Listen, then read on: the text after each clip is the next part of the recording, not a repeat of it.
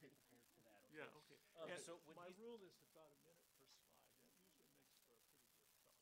How long I is think I that? have 12 slides or something I like think that. if you're in the 10 to 15 minute time So range, that you should are put me fine. in there. You're fine. That was beautiful. So when you're done, Thank you. when you're done introducing them, Go ahead. You can say, hey, hey. 12:01. One of those things they give you at the restaurant. Exactly, a Piece buzzer. in your pocket. oh, Time well, to quit. your you know. presentation might be that, but your discussion afterwards won't. When you're done introducing them, you're going to pull up their slides for them, correct?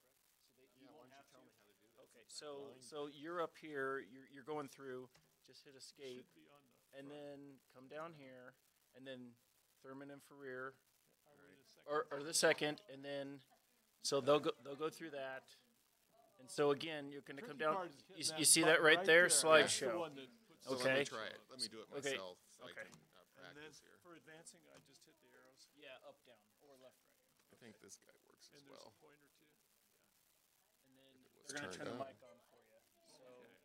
you gotta try to balance talking into the mic and looking at the screen. And So wonder why the this council isn't. sits here, but anybody else who's part of the audience is behind me. Then. Yep. Yeah, they're usually heckling. Kidding. Throw Just tomatoes. kidding. That's only at staff. It's not at our. Okay, well, good. I've never been to one of the meetings, so it's Oh, nice really? that we have a chance. and then All just right. click on the thing down there. Am I on it? Yeah, you're on. Well, it. yeah, that's slideshow. Yeah, that starts. So the then show. when they're all said and done. So you can use the mouse. Yeah. Mouse will take you through it. Yeah. So, yep. And then, so when you bring Detlev up, then go back down to the icon. And then pick the one on the right. Far right. Yeah. So I'm going 1, 2, Exactly. 3. Click on that one, and then you do the same thing. Hit the little slideshow button in the lower right-hand corner. That And the one. music then- starts.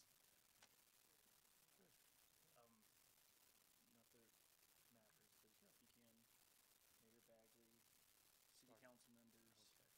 As an introduction. Yeah, they're sort of a little bit formal, but I wouldn't get. Yeah. Don't get worked up if you can. It's hard It'll to be remember fine. everyone's name, but just council members and mayor. The good Fine. news is we get to go early. This is great. As Yes. opposed to So the end of the they meeting, we moved it up to stay the front of the meeting. So there's a lot of other topics. Sometimes meetings are running until midnight, 1 o'clock. Okay. Great. I'm glad you. We're happy to be here. And someone sends a copy of website. Yes, front page.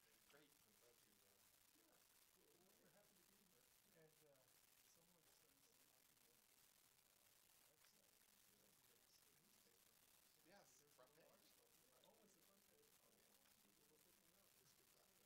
Just so you can water.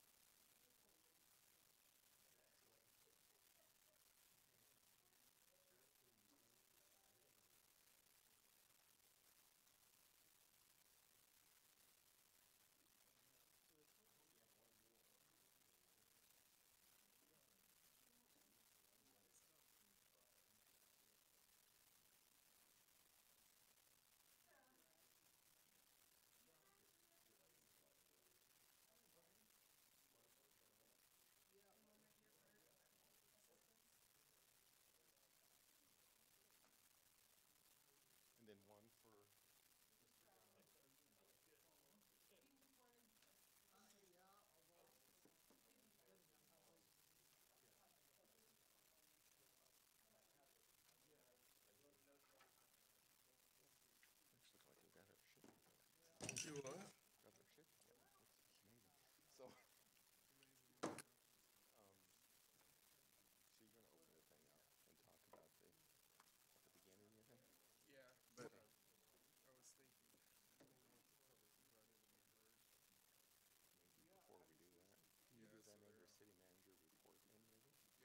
I'll do this under city manager report. And Say.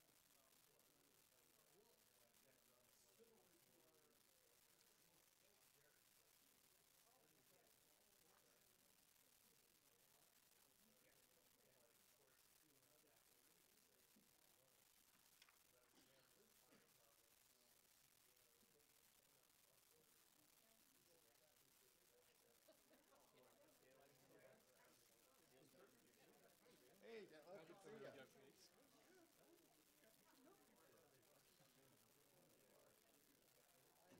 Bring that It's mic different when you way sit up. down. We're all kind of on the same level. So the university you went to, how do you say it? Duisburg. You know, actually, I don't have to use this. It's not really where I worked at a research center that was based out in the woods and studying forest decline. Yeah. This was right in the 80s when all the trees were falling down, issues. And it was a research center, and our director had a program at that university. So I just went over there to defend my thesis. That was it. It was nice. I liked it because I was out in the woods. That's where I like being. So The where? country. So my family immigrated from Opa, right by Cologne. About what, 130 kilometers. Is it O-L-E-E? Yes. That's exactly where. Yes, that's right around the corner. I know. Open. That, Yes. I'm going to say that. we are probably related. So you didn't grow up there, though. You know, that was so I grew up here, Yeah. and my thesis, my There. center was there, and Olpe was right here. So I would You're always drive back through. and through. Oh yeah, during through Olpe, I'm gonna have a little fun with it. 100+ times. Yeah, and they have this outside theater. Yeah. They play, in the summer. There's plays there. Yeah. Really, really popular. We were there in June Oh, you a visited few it? years ago. Yeah, oh Oh, yeah. you know exactly how it looks Oh like. yeah, it's beautiful. Mountains. I don't know why we ever left. That's what I told my father when I came back. I said, well, why did we leave? It's a beautiful That's area. home. Yeah. Yeah, and A little bit down the valley. That's where I grew up. oh, nice. Goodness. So did you know any Rademakers from Opa? Do you say it Opa? I always say it Rademacher. wrong. Olpe. Opa. Yeah. Olpe. Opa. Just like my wife. I She can't has say it such to, a hard to time. save my You know, life. I have this other project. And I was the outstanding German student for 2 years. And I can't say the first word right. But you started to say you were, you grew up, drove through it Yeah, and sometimes. that's where I lived 27 years, right? Say it for me again. Olpe. Olpa. Yeah. Got it? Olpa.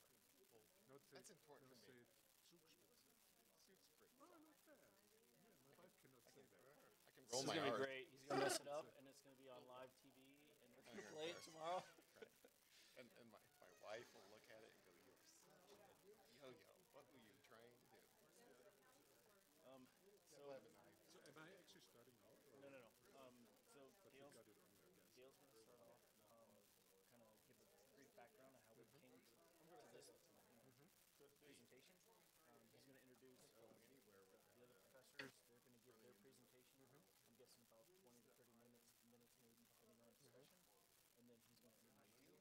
He'll pull up your presentation already. Once it's And I know you know all this. So once it's up, you know you can use the arrows. You can use the mouse, and you can also use this here if you want. This does have a laser, although as you can see, it doesn't really work good. So, but this is good for forward and backwards. However, I wouldn't recommend using it unless you want to, because you need to talk into the microphone. If you start to drift away from the microphone, they'll stop you and they'll ask you to come back. Is this being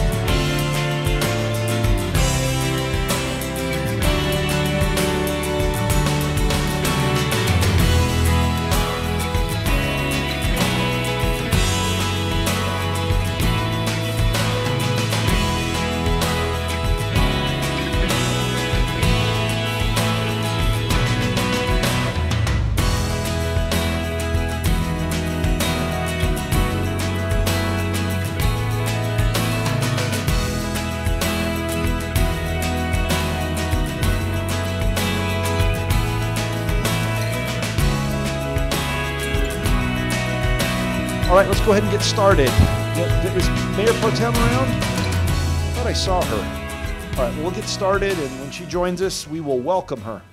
All right, let's go ahead, and I would now like to call the March 5th, 2019 Longmont City Council session to order. Let's go ahead and start with the roll call. Mayor Bagley. Here. Council members Christensen. Finley. Here. Martin. Here. Peck. Rodriguez. Here. Waters. Here. Mayor, you have a quorum. All right, great. Let's say the pledge. I pledge allegiance to the flag of the United States of America and to the republic for which it stands, one nation, under God, indivisible, with liberty and justice for all. All right. There we go. All right. So just a quick reminder, like I always do, we've got a list of public invited to be heard. Tonight, it's a study session. I'm sorry, actually, no, it's a regular session tonight. So thank you. So it being a regular session, get your name on the list. If your name is not on the list before we start the public invited to be heard, we will still be willing and able to hear you, but you'll have to speak at the end of the meeting. So stand up and start running up here if you want your name on the list. All right, we don't have an approval of minutes, but we do have our traditional okay, Councilmember Finley. Thank you, Mayor Bagley. I have a couple of things. The first one is this November we will be having an election, and yet we have not finalized our election rules.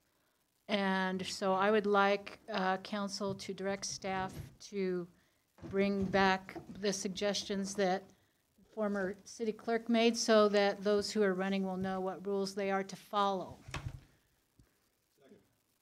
That is, okay, it's been moved and seconded. So, I mean, yeah, we've already voted on this. So technically, it's been moved and seconded again, but we've already had a motion directing city manager to bring back this, and that's a good point. We've got an election coming up. Yeah, we really need to get that finalized. So when will that be coming back?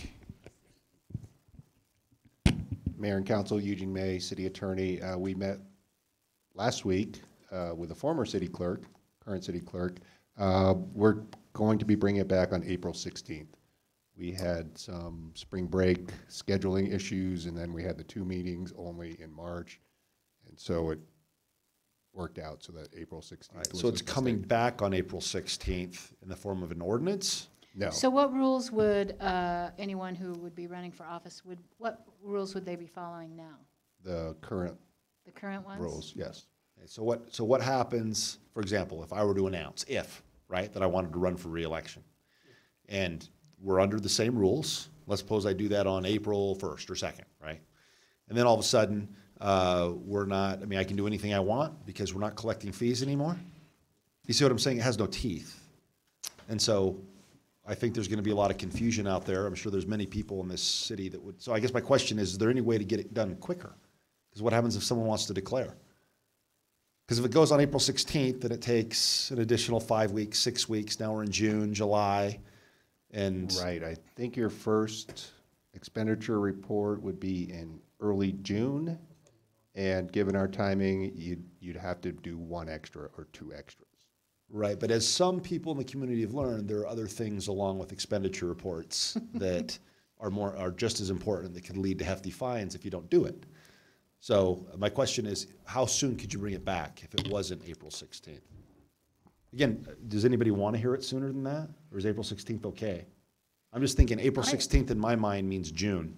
I think it should be done as quickly as we can, and I also think that anybody who has fines that are outstanding really should have to pay those fines before they declared to run again. I paid mine. I know. Just checking, Bonnie. Just be clear.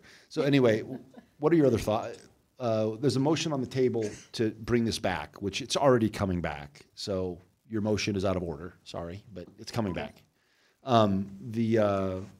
I guess everyone will just break the rules till we get it passed. So I guess, is there any way to bring it back quicker? Does anyone want it to come back quicker? What are your thoughts? Sorry, Dr. Waters? So you were heading down kind of a path,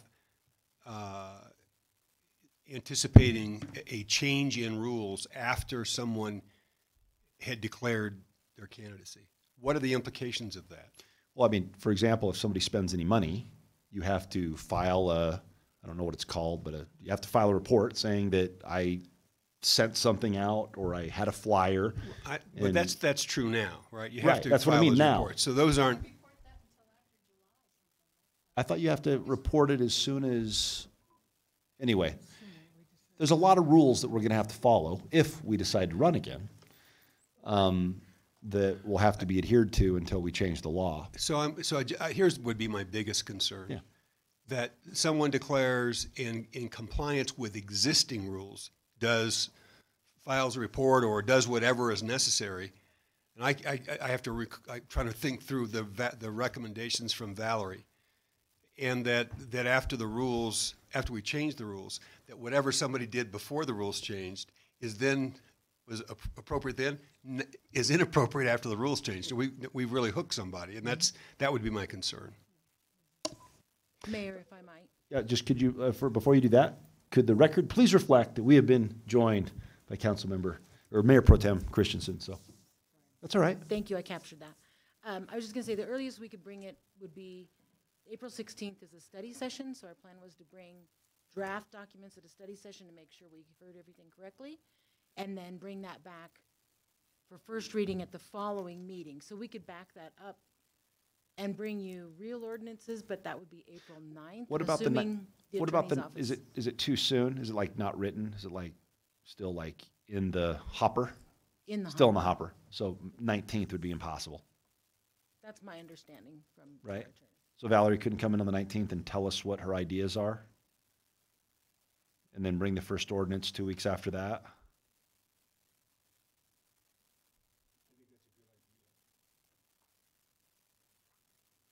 Because my understanding is before she had even left, she'd actually presented, like, these are my ideas. So she could bring them in, share the ideas. She presented to council in August. That's what I mean. August of 2018. Yeah, so we could have a refresher from Valerie and then have the first ordinance ready to go on the 16th? Does that cause you angst, Eugene? It does cause me angst. I'm out for spring break for that whole period, and so I, prefer not to be trying to wrestle an election code Understood. rewrite on vacation. Setting you up to fail, it's okay. Okay, Councilmember Rodriguez? Thank you, Mayor Bagley. I guess my opinion on the subject is that while I do think it's vital that we do address these issues with our current election code, our campaign code, that I don't think doing it in the middle of the election season, which, depending on when people declare, obviously, would make it partially what is, I believe, as a lawyer, you would be able to tell me, ex post facto. Yeah, no, I'm not too worried about. See, I am worried about that, though. No, I'm not. I'm more worried about. My understanding is, based on what Valerie told us before, there'll be some simplifications in the process. Sure. And it will be, right now, so right now we voted that, right now we're not collecting fines, so it has no teeth. I mean, it does and it doesn't. So, I mean, it's still the law. You still have to follow it. But we're not collecting on fines the city clerk levies.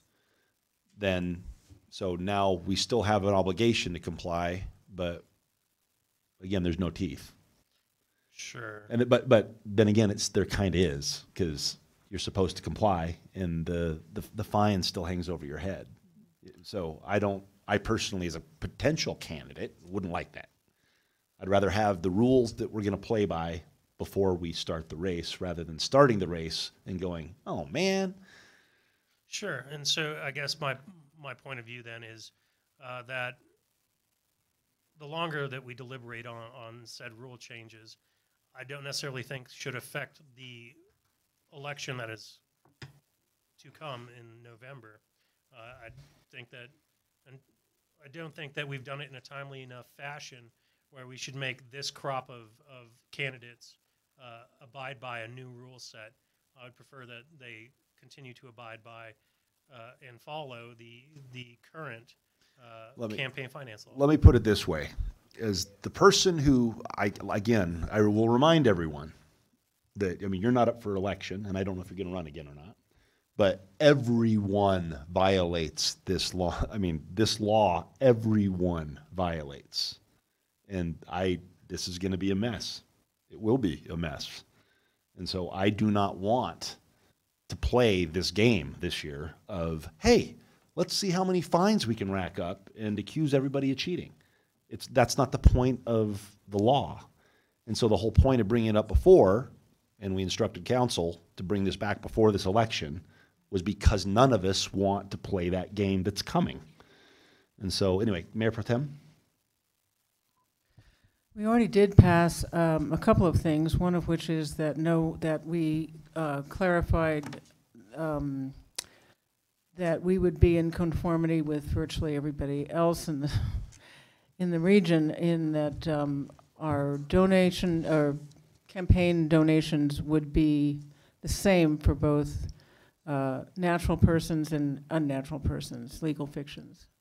And that was already passed at least 6 months ago. But there are the big problematic thing was that one page, which remember has a confusing title, which leads almost everybody to believe that it has only to do with one issue, and it actually has to do with two issues, one of which is outside donations. If we could just fix that one thing, which is where most people use to torture each other, that would be helpful. Okay. But I do think, I agree with what Aaron is saying, but we did try to pass this earlier, and then did try to deal with this earlier, and then it was agreed that this was not as necessary as things like the development code and a few other things, and so we put it off. Well, now we are asked upon the campaign season, so I think what would be good is to do a couple of priorities of these are the two things or three things that would be most helpful in this election, and we'll work on a comprehensive review of something after the election.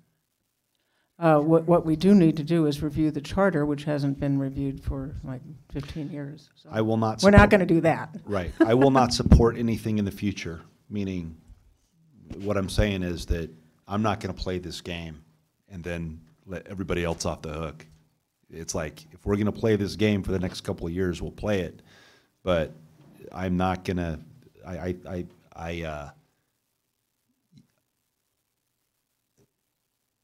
don't want to look, I mean, just because just because former council member Levison violated that particular section. Yeah, but that's not the. No, but my point is, but that's the section you're referring to. That's not the fix. Meaning No, it's the not whole the whole code, fix. I mean, Yeah. the whole thing is a mess. And so what I'm saying is that this campaign season is going to be rough if this is in place. And I am going to spend the money necessary to make sure I don't violate it. And I'm going to play the game if I run. And then next election, I'm not going to sit back and just go, okay, well, I just got hammered. Dr. Waters got hammered. Joan got hammered. If you run, I'm not saying you're gonna, but it would be, I'm just trying to make it so that campaign season isn't as brutal as it always is. That's what I'm really just wanting. Well, I think all of us would prefer that. It's Amen. kind of, it's totally idiotic. But once before we had a review committee, which apparently was extremely contentious, as one might expect, but we could think about doing that. I mean, so that we had an advisory committee for that. All right, Councilmember Anyway. Peck? Thank you, Mayor Bagley. First of all, I think we only gave direction to council. I don't think we actually voted on anything as far as how we want. I think we gave them 3 things that we wanted them to look at. But it's, from my opinion, it's too late to have an advisory panel. We're way into the season. So if we could put a rush on this, that would be great. And it looks like Harold has a comment. Harold? So in chatting here, what we could do is we could bring a draft on the 2nd, have the packet come out a little bit later, and if there's any changes, first reading on the 9th, second reading on the 23rd. Is that? I mean, So look, basically what it comes down to is that, I mean, I'd rather, so here, let's do this. So, I mean, if you want to vote, we can vote, but it's it's coming back. And you're right, we did vote on some instruction or direction to staff. And what are your thoughts, Harold? Do you have advice on this? yeah, so the 2nd, we can then adjust a study session on the 16th to a regular session. That gives us some time. Or the 23rd, and then the second reading would flow to the 30th or the 7th, giving us some time. But we would come in, sorry, my calendar shifted. The 2nd would be the study session review. So you're talking about April? April 2nd would be the study session review. The 16th is another study session. We could make that a regular session. I don't know how many changes will be in there. I mean, that'll be Can a we have what about a Friday morning? We can use our Friday morning. What about the Friday morning before the 2nd to discuss? Eugene's not going to be here, so Okay. we can do Friday the 5th and still work with those other timings, but it would necessitate a change in a study session to a regular session. Me personally, what I think we should do is we do the 2nd as a first reading. We do Friday as a discussion on, what it means, how to change it, et cetera. And then we bring it back on the 16th for another regular session to vote on it in second reading. Okay, that's different than what I was saying. Is that? I don't know. Can you get that? Mayor and council, given the nature of the topic, I feel like there's probably going to be changes or robust discussion amongst council, and to have it first and second reading on that type of time frame, I think is going to create tension. Okay. Dr. Waters? Pressure. Thanks, Mayor Bagley. I guess I'm wondering why it's not possible. Valerie made 10 recommendations, as I recall.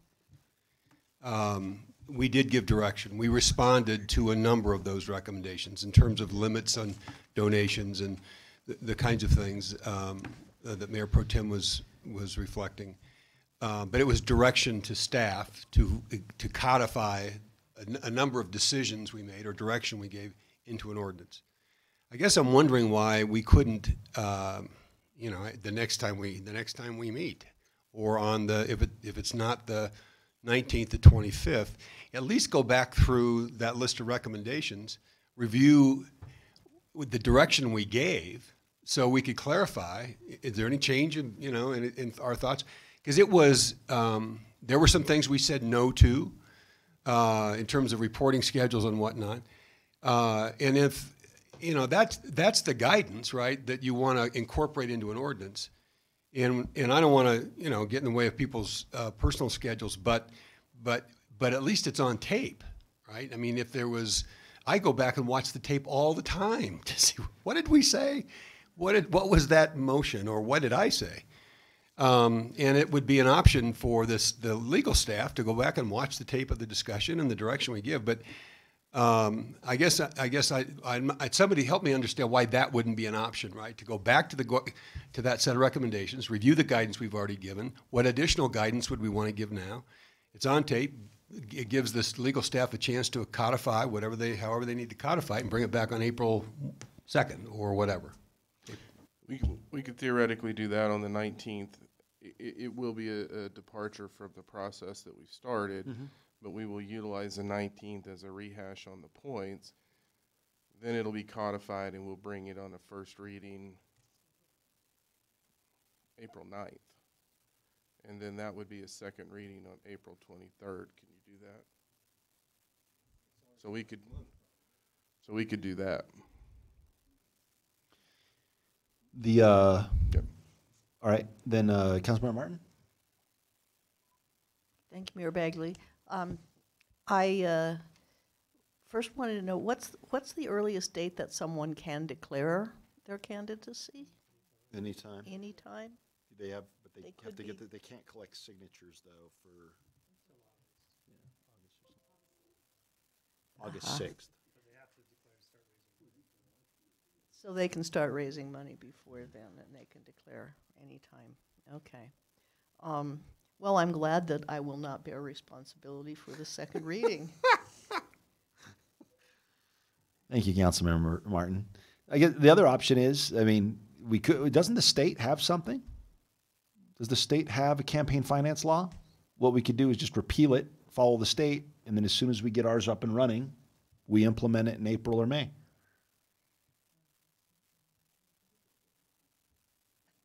You what? Mayor, I believe, my understanding is it's more complicated than what we have. I haven't looked into it, but I believe that was Valerie's. And we can't opt out of that. We can't just say free for all, right? Right. At least we're, yeah, no rules.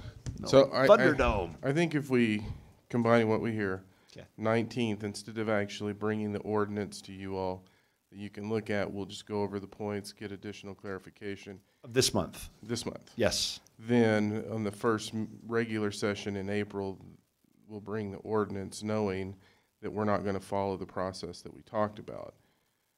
And then that'll then slide to the 23rd. It's even better than the process we talked about because it's even earlier. You're just not seeing the actual drafting of it Right. that you would And see when would in we that see the process. first ordinance? The 9th. And then we have a meeting on the 2nd? We have a study session on the 2nd. Can't we switch that to the 2nd? Just call it a regular session? Get it done a week early? Could you get it done? Is that the one you didn't want to do? If that interferes, we won't do it. Let's do the 9th. And then the next one is the 23rd? 23rd. We don't have a meeting on the 16th? You've got to wait till the 23rd for I the got it, 2 timing. weeks. That's Yeah. right. Okay. Is anyone opposed to that schedule? Yeah, he does. Yeah. Yep. So no one's opposed? Do we have consensus? All right, so we have consensus. Councilmember Finley. I did have one other thing. Well, thank you, Councilmember Finley. Why don't you just, you want the gavel? Come on over. I think we've all agreed on what we're going to do on the other thing. I've had several calls since we've passed our abandoned vehicle camper ordinance, and apparently our code enforcement people are telling the folks who are calling in on abandoned campers and motorhomes that they can't tow them because the towing company won't tow them because there's no place to put them, and they don't want to be stuck with any more of them. Therefore, they cannot enforce our ordinance. I would like for us to direct staff to bring back a solution to that problem. We need to be able to enforce our ordinance, and we're not. All right. I'm hearing mumblings up here that that's a good idea. Yeah, we got to do that. Yeah. So let's go ahead and put it on the agenda. And that is, as we talked about in our Friday meetings when we talked about time and what we're sliding, I will say that is something that staff is working on. In the interim, we have limited capability at the Fire Training Center, but we don't have a lot of room. And so they're managing that. We're also having to deal with those issues based on those campers that are leaking raw sewage, because that becomes an issue with MS4 permits. I've also asked staff to look at an RFP process that may change the dynamics a little bit to see if we can find a way to incentivize companies to do this. But what I will say generally is this is a burgeoning issue just across the Front Range that I think multiple cities are now dealing with. Well, and the one we talked about today is still there. Okay. Councilmember Finley, anything else? That's it. Okay, great. All right, let's move on to City Manager's report. So the first thing I wanted to tell council is today I had the opportunity to go to the Metro Denver Economic Development Corporation meeting. I was joined by council members Rodriguez, Finley, and Peck, and the Longmont Economic Development Partnership, the City of Longmont, Weld County, the North, what is the Weld County group called? Upstate Colorado, and Smuckers were actually awarded the Metropolitan Cooperation Award by the Metro Denver Economic Development Corporation. This is a really, when you have a project of this nature in the economic development world, this is a pretty big honor on the Front Range to receive this award. I think this is the second time in the last few years that Longmont in the Longmont Economic Development Partnership has been recognized. And I think it's the only 2 times we've been recognized for the work that we've done in economic development by this group, according to Wendy. So just wanted to let council know we did receive this today. And this is really a follow-up to the presentation that Morgan gave everyone and the work that we do together. That's essentially what this is recognizing, in that this award is recognizing that cooperation amongst all the groups. So I wanted to let you all know that happened. Second issue, because of the way the agenda is and the meeting schedules, we have a presentation on air quality and we have a presentation on water quality. Because of timing in that, we have a couple of choices. One is we can pull the appropriations item and put that after those presentations, because there is direction based on timing that we included in the there's financials in the appropriations that in case council wants to act on that, we can do it. But we need to have these other presentations first. My recommendation would be is once we have public invited to be heard, we move B up so we can have the presentations. If council wants to move forward with those projects, that's included in the appropriation ordinance and we don't need to remove it. If you don't want to do it, then we can remove it, but we're not moving multiple pieces to try to get that done. So just my suggestion is we move B up on those presentations. Any thoughts? Okay, sounds good. All right. All right, so we're going to mix things up a little bit, and notice how I'm going to manipulate you all. So we have got an attorney down at, no, I mean, I'm joking because I'm going to tell you how I'm manipulating you, and then you guys can decide for yourselves. But we've got Dan Kramer down at the state capitol, and he is in a position to testify regarding Senate Bill 19-181, depending on how this council votes tonight. So he's there, and we want to make sure he's able to testify. So just keep that in mind as we're plowing through this agenda tonight. I mean, if it passes, but I'm assuming the makeup of this council, I'm assuming it's going to pass. So anyway, let's. What? Yeah, we're already. Well, we could, but then we'd spend all night on other things. We got to get to it. I know it's like Christmas. I do the same thing with my kids. I'll let you open a present if you. Would you guys like to do that now?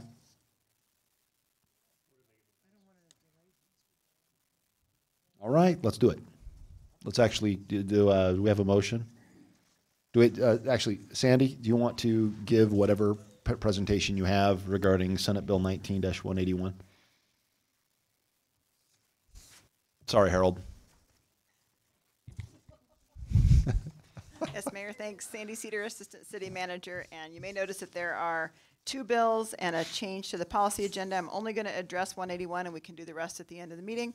But 181 is the oil and gas legislation that we have been anticipating, which essentially gives local control around all sorts of different aspects of oil and gas drilling. It confirms land use authority for localities. It eliminates the state preemption for municipalities, and the state laws start to become the floor, not the ceiling. And it really allows for local inspections, local fines to be able to be issued if there are problems, changes the membership of the COGCC, and also makes changes to forced pooling application and process, making that no longer something that people could do. So this bill is in congruence with our current regs, and so staff recommends that you support the bill. Councilmember Martin, why don't you go ahead and. I would like to move that we support the bill. All right, it's been moved by Councilmember Martin and seconded by MPT Christensen. And do we have any MPT? That's what I've been calling her, MPT. That's cool. It's like yeah, it's cool. RP, yeah, it is MPT. Nobody else is MPT. Yeah. All right, sorry. Councilmember Finley? Thank you, Mayor Bagley. I read the bill today and listened to some of the testimony, and while I am in agreement, total agreement with local control, there are some amendments that need to be made to this bill before I can support it. One of them has to do with makeup of the COGCC. I really think people who regulate an industry ought to have some background in that industry, and there'll be less of that, which I'm not in favor of. I also think that some of the other details, the devil's in the details in this one, so I would vote to monitor it, but I can't support it until those amendments, which I hope will be forthcoming, until those amendments are added. Mayor Pro Tem? Oh, sorry. Councilmember Martin?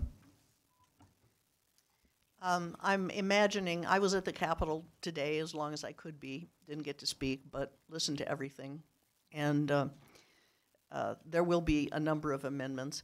However, considering that one of the big consequences of this bill is to elevate considerations for wildlife conservation and human health and safety to a primacy over the commercial aspects of regulating the oil and gas industry, I think that it's necessary to also have subject matter experts on those matters as well as oil and gas subject matter experts. So I support the new composition of the commission. Councilmember Peck? Thank you. I think Longmont has actually superseded this bill in that we are already having good local control, and we are tonight actually getting expert testimony on health, safety, and welfare for air quality. So for me, we might as well support it because we're already doing it. So I will be in support of it.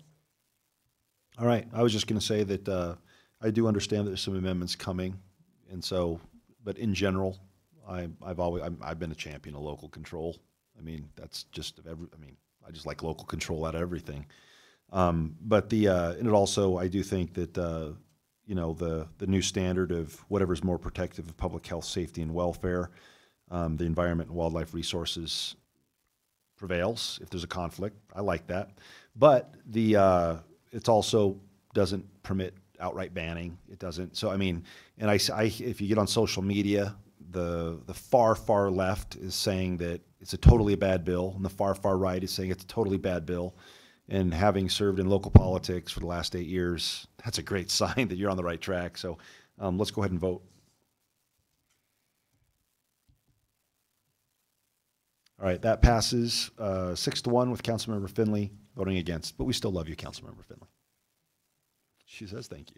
All right, we'll vote on the other one later on. So do we have do we want to make a motion regarding Dan Kramer? Meaning, do we have consensus that, okay, good, we don't need to say it's okay, he can go ahead and run his mouth and go nuts? Say hi, Dan, that's it. All right, text him. All right, let's go ahead. We're gonna continue with the jumbled up agenda. We've got an expert here. We want to be mindful of his time. So we're gonna go ahead and proceed with General Business 11B, a presentation of a baseline water quality study of Union Reservoir by the University of Colorado Department of Environmental Engineering, and a presentation of a proposed regional air quality study by Boulder Atmosphere Innovation Research, including and a request for direction to prepare a contract for services for a proposed air quality study for council's future consideration and action. Oh, I'm sorry. Gal. See, Bonnie, this was your fault. You got me distracted. Sorry, Dale. Sit down. We got public invited to be heard. It's a short list. Karen's like, no, me. All right, Karen Dyke.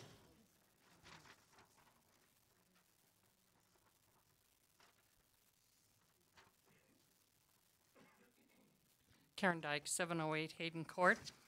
Mr. Mayor and council members, I haven't been here discussing fracking for a long time.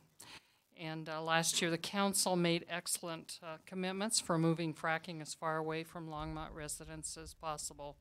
Today seems to be about fracking, though, with the legislation at the state level and that effort to put health and safety of people above the profits in the oil and gas industry. So thank you for voting to support that as a city. When it passes, it will be a tremendous asset to local government, and once again, we'll be able to meet the primary responsibility of the city to protect its residents.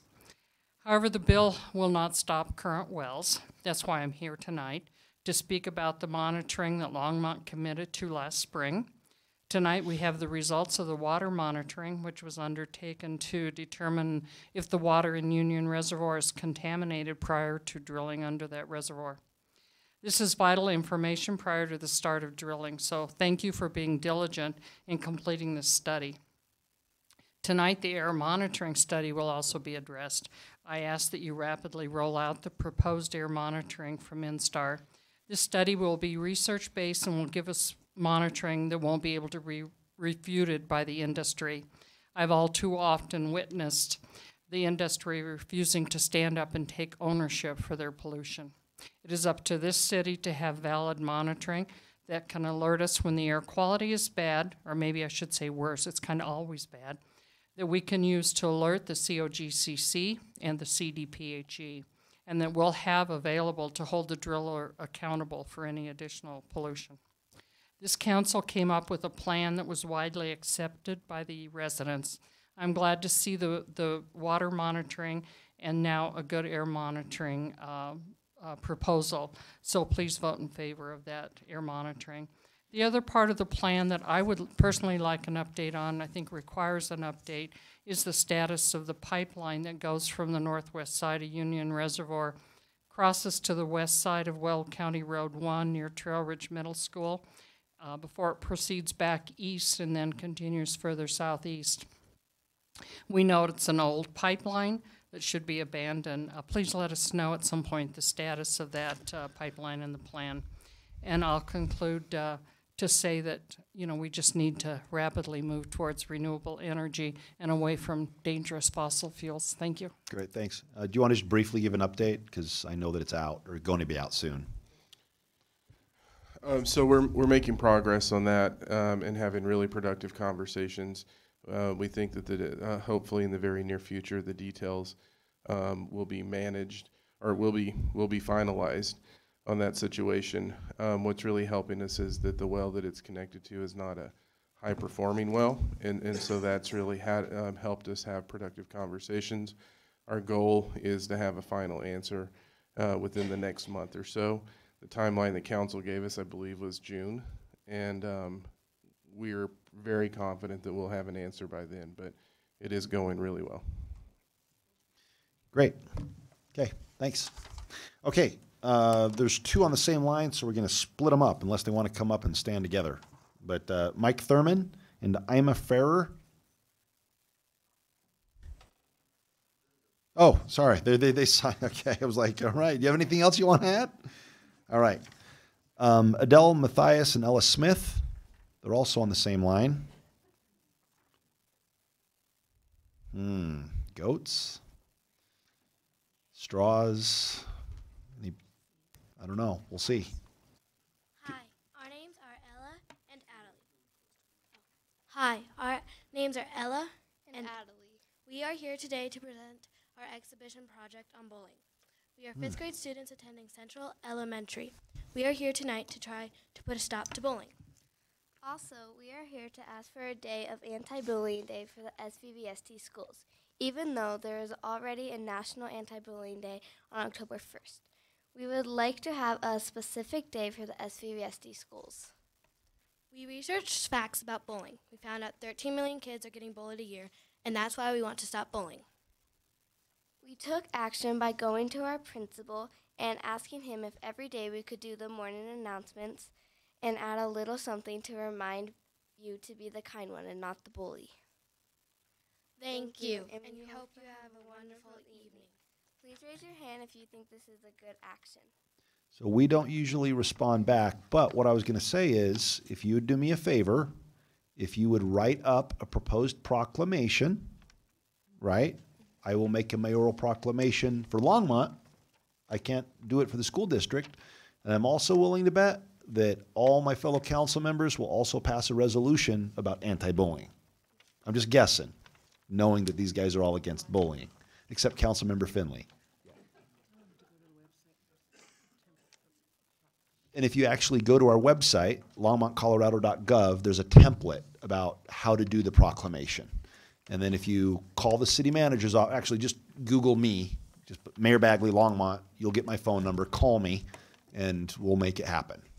Good enough? Yep, thank you. Nobody else gets that kind of Thank you. response. So, all right. Yeah, the word's out now, man. I'm just breaking all the rules tonight, right? Thank you, Bonnie. All right, Strider Benston. I'm just so happy it's not gold.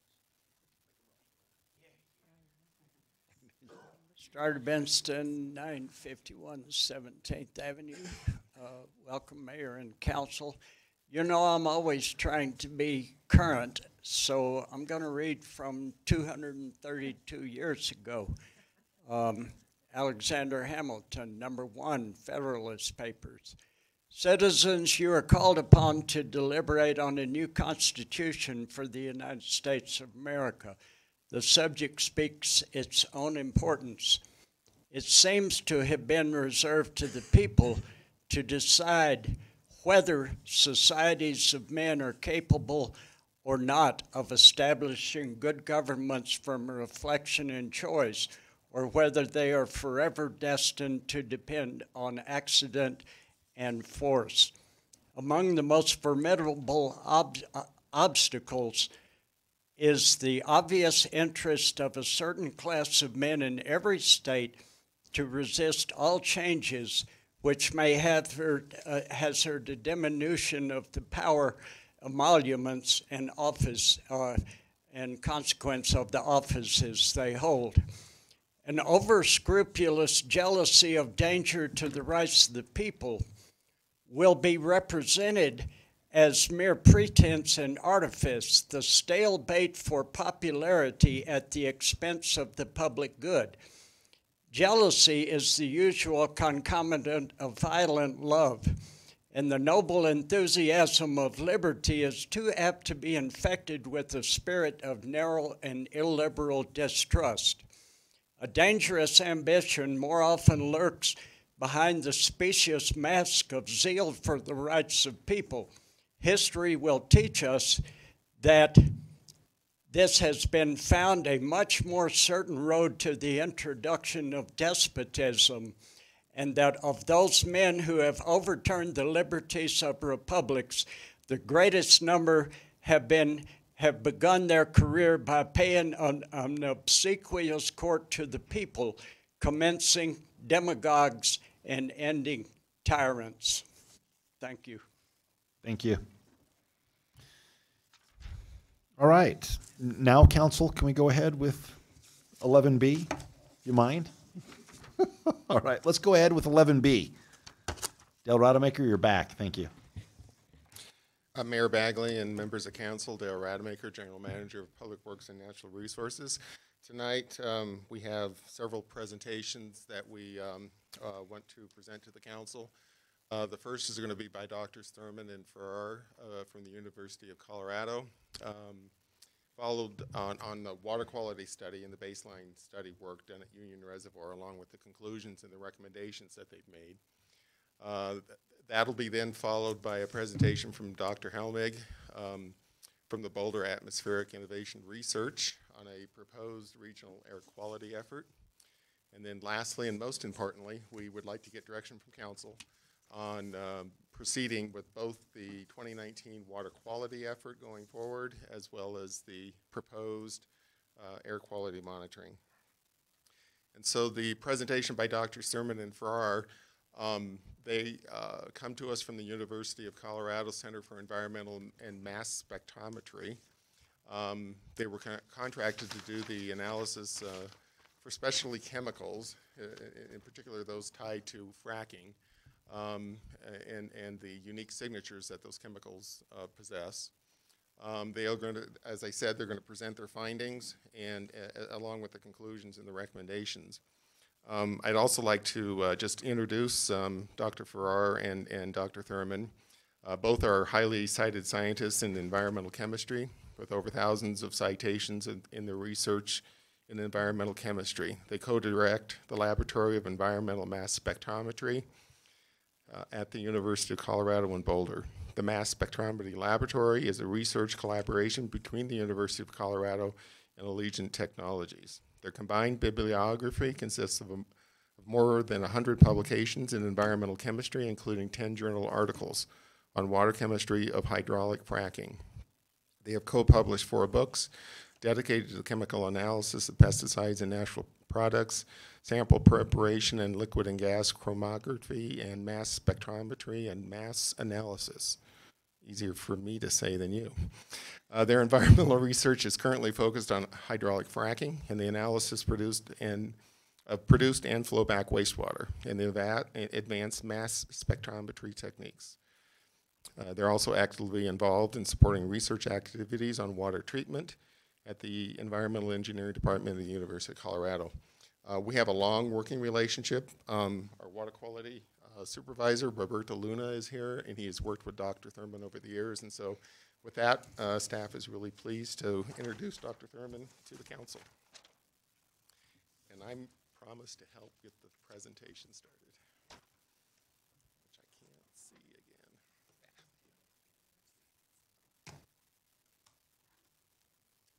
Can anybody see the cursor?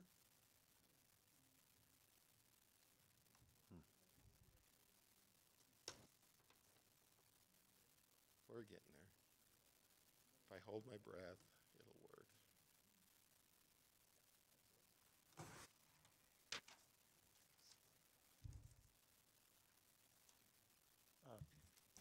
Thank you, Dale, for the kind introduction. I'd like to thank the mayor and the council members for this opportunity to speak today, and to all members of the audience as well.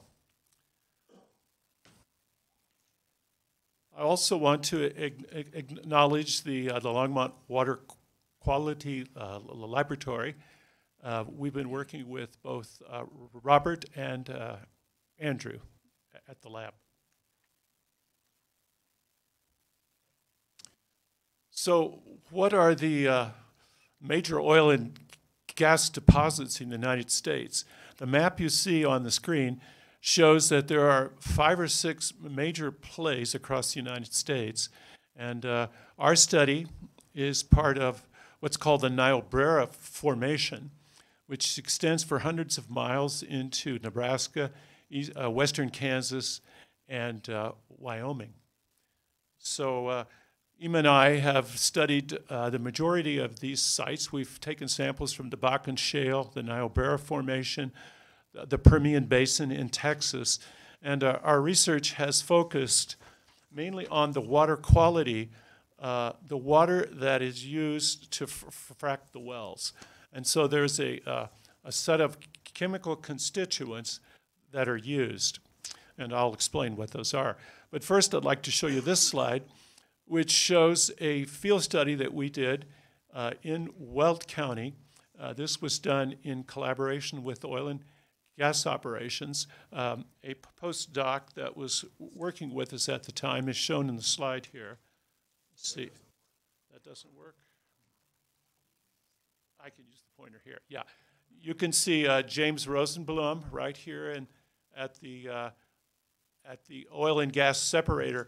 So I kind of wanted to show the council and the mayor, of course, how this works. So the wellheads are shown here in the far left upper slide, and there's a man there for scale. So they're about 10 feet high. Each one of these is a well that's drilled, in this case, about 7,000 feet down into the Niobrara Formation. And then the well bit is turned and drilled for another mile or so, or thousands of feet at least. And the fracking is done at that depth. The oil, gas, and water then returns to the surface. And there is a slide here. This part of the picture shows how it works. And this is an interior look. The oil and gas is heated, and this separates the water and oil. The gas then goes to the top and is piped away. And the gas from the well is actually used to heat the oil and water. And then after that separation, the water goes to one set of large tanks that's shown here, the oil to the other.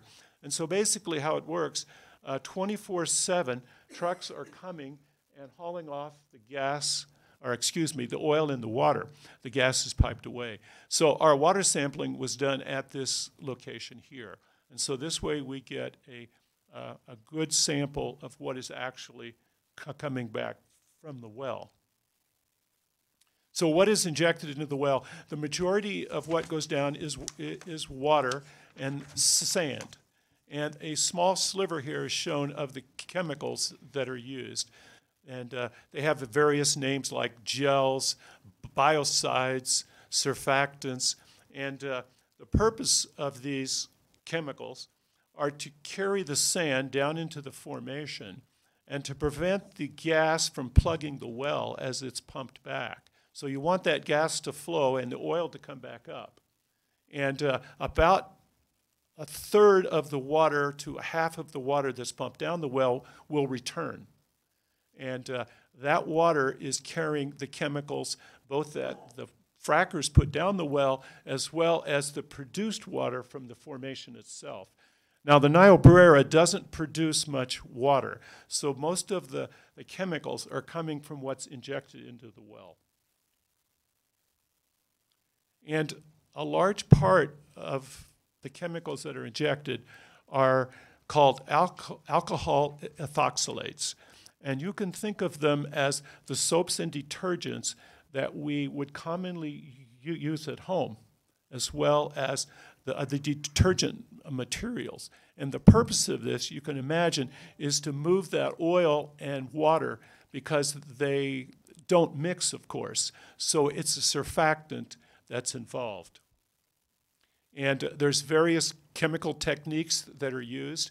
We focus on what's called liquid chromatography, mass spectrometry. We also use gas chromatography.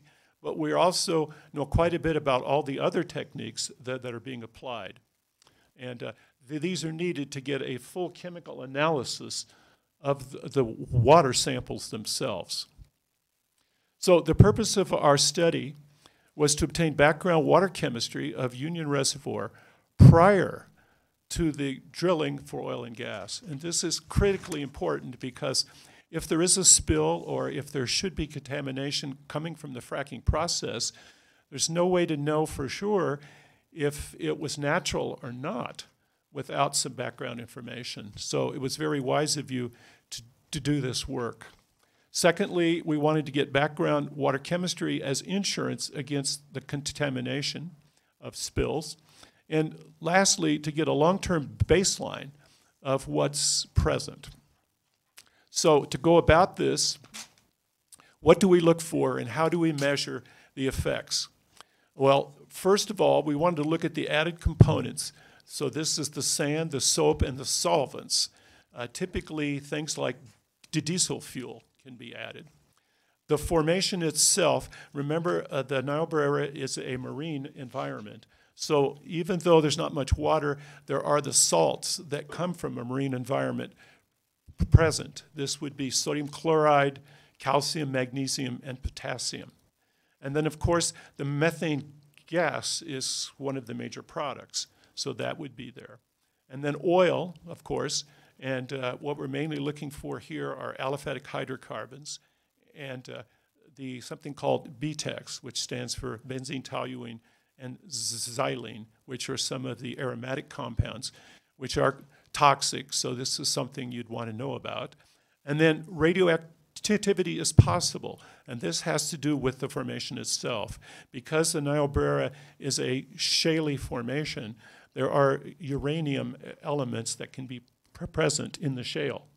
And this is the natural source for that material. And then finally, the trace elements that might be present, in particularly iron, which is very easy to spot. And what happens is that the oil itself is in an anaerobic environment, meaning there's no oxygen. Iron is very soluble, and it will come up.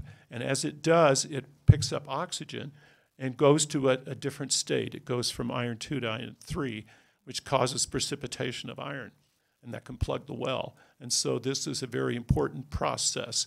And so these are the kinds of things that you might spot if there were a contamination event. So the sample sites, we collected 5 locations on the North Shore, just south of the center of the reservoir. We took samples at the surface at about 2 to 3 meters below surface and at the bottom of the reservoir, and then at the inlet on the southwest corner. The reservoir is, I think, about 700 acres, so it's a fairly large area. And typically reservoirs will mix twice a year, once in spring and once in fall. As the temperature of the water changes, the reservoir will turn over. And so it's important to have sample events, which we had in summer, or actually looks like, we had 2, and we had one in June and August and then October. So we managed to sample that event. And so let's take a look at some results. And what I want you to focus on here is the blue graph are the values that we found at the 5 sampling sites, and the red graph shows what the Niobrara Formation is with the data that we have from all the studies that we have done.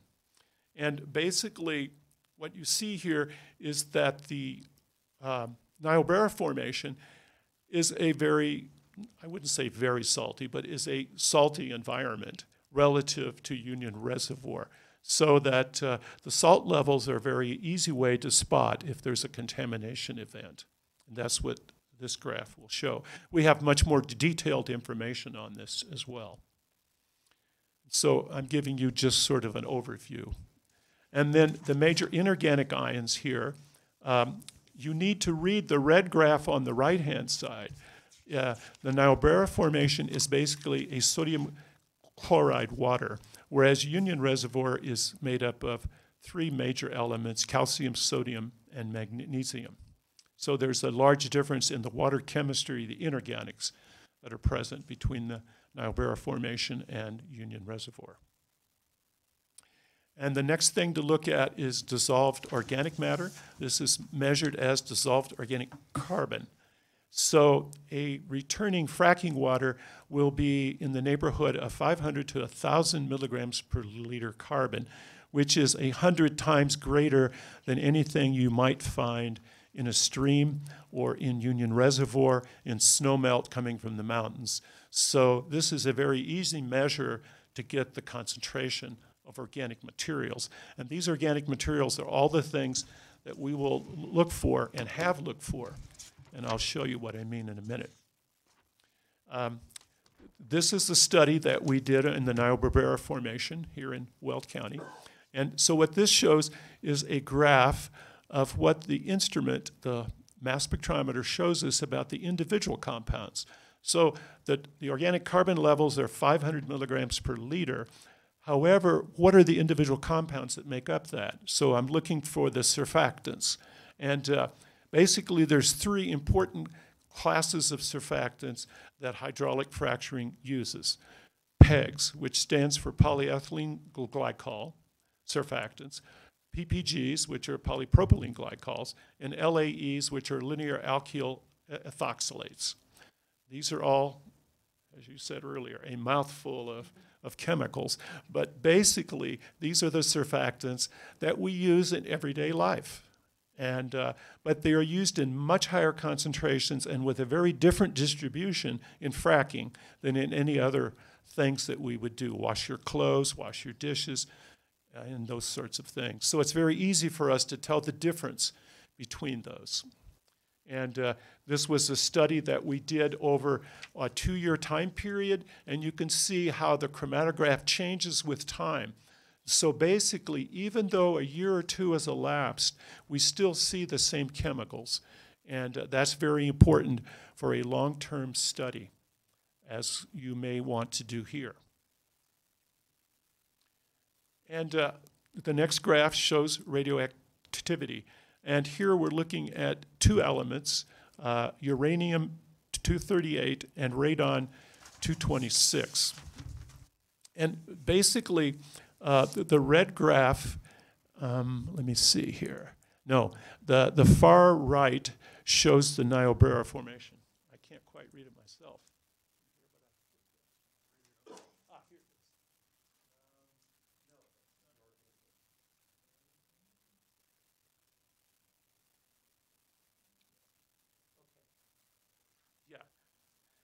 This is a tricky graph. It even fooled me. I haven't looked at it in a few days.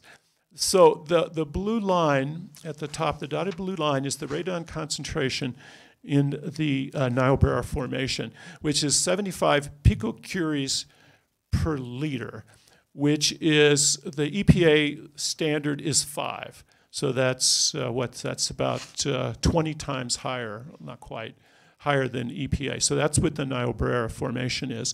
The water samples are the blue graph. It's about 0.1 or 0.5 picocuries. So we're 10 times below the EPA for that value. The red number is uranium-238, and Union Reservoir at the highest is about 9 picocuries. EPA standard is about 3 times higher than that. But what this graph shows us is if there were a spill from the Niobrara, the radon would pop up, but the uranium would not.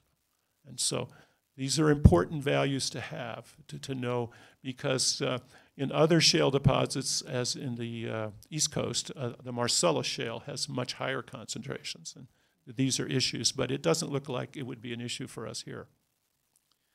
In conclusion, the Union Reservoir does not contain any evidence of fracking chemicals at this time. And this is based on all of the water chemistry that's been done. We are continuing monitoring the PEGs, PPGs, and LAEs.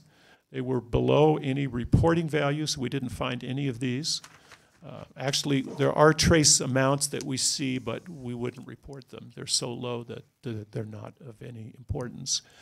There was no methane detected, and this, of course, is very important. And one of the reasons is it's very difficult for the water itself to go from 7,000 feet below land surface to intersect the Union Reservoir. That's very difficult and probably impossible to imagine. However, when fracking occurs, there can be stray gas migration that can seep through cracks and return to the surface. So measuring methane is really important and something to continue for sure. And then, of course, the inorganic water chemistry is also important here, and it would be sodium that would be a tracer. And then finally, recommendations that we have: continue the background analysis, especially during the drilling of the oil and gas wells. And I'm not sure yet when that's going to occur, but I think it's scheduled for May or June. It's going to start this year.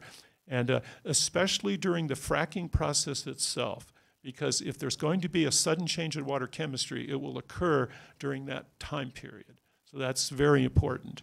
And I would also recommend BTEX and hydrocarbons. I don't think that's been measured yet. That should be added. Continue the methane monitoring after wells are installed, especially to look for stray gas migration. And then initiate background air quality, which is also very important. And thank you for your time. Thank you. I believe we need a direction from council. Do we want to wait till the end, or do we do it at the end? All right. So let's go ahead. Thank you very much, sir. Are there any questions on this? Are there any questions pertaining to this? Okay, great. We'll stick around, though. We might have some. Okay. So let's hear from Dr. Helmig. Yep. So with council, next up we have Dr. Detlev Helmig. Dr. Helmig is an associate professor at the Institute of Alpine and Arctic Research at the University of Colorado, and is the founder of Boulder Atmospheric Innovation Research. He studies and teaches atmospheric and climate science. He obtained his undergrad in analytical chemistry at the University of Bochum, Germany, and achieved his PhD in environmental chemistry from the University of Duisburg, Germany. Probably said that wrong. He is a member of several national and international steering groups that oversee atmospheric trace gas monitoring. Dr. Helmig has authored more than 180 peer-reviewed research publications on atmospheric and climate research. Again, it's staff's pleasure to introduce to the City Council Dr. Helmig. And as Dr. Helmig comes up, I do need to say, there's a possibility we could be related. He hails from a very close location from where the Rademakers came from, Germany, in Olpe. So We're knows? sorry. Who knows? We are right? so sorry that you had to come and learn this. Yeah, exactly. Yeah, and he's not just making this up. And the pronunciation of these German names is actually excellent. So thanks for the introductions, and Mayor Bagley and council members, thanks a lot for having me here.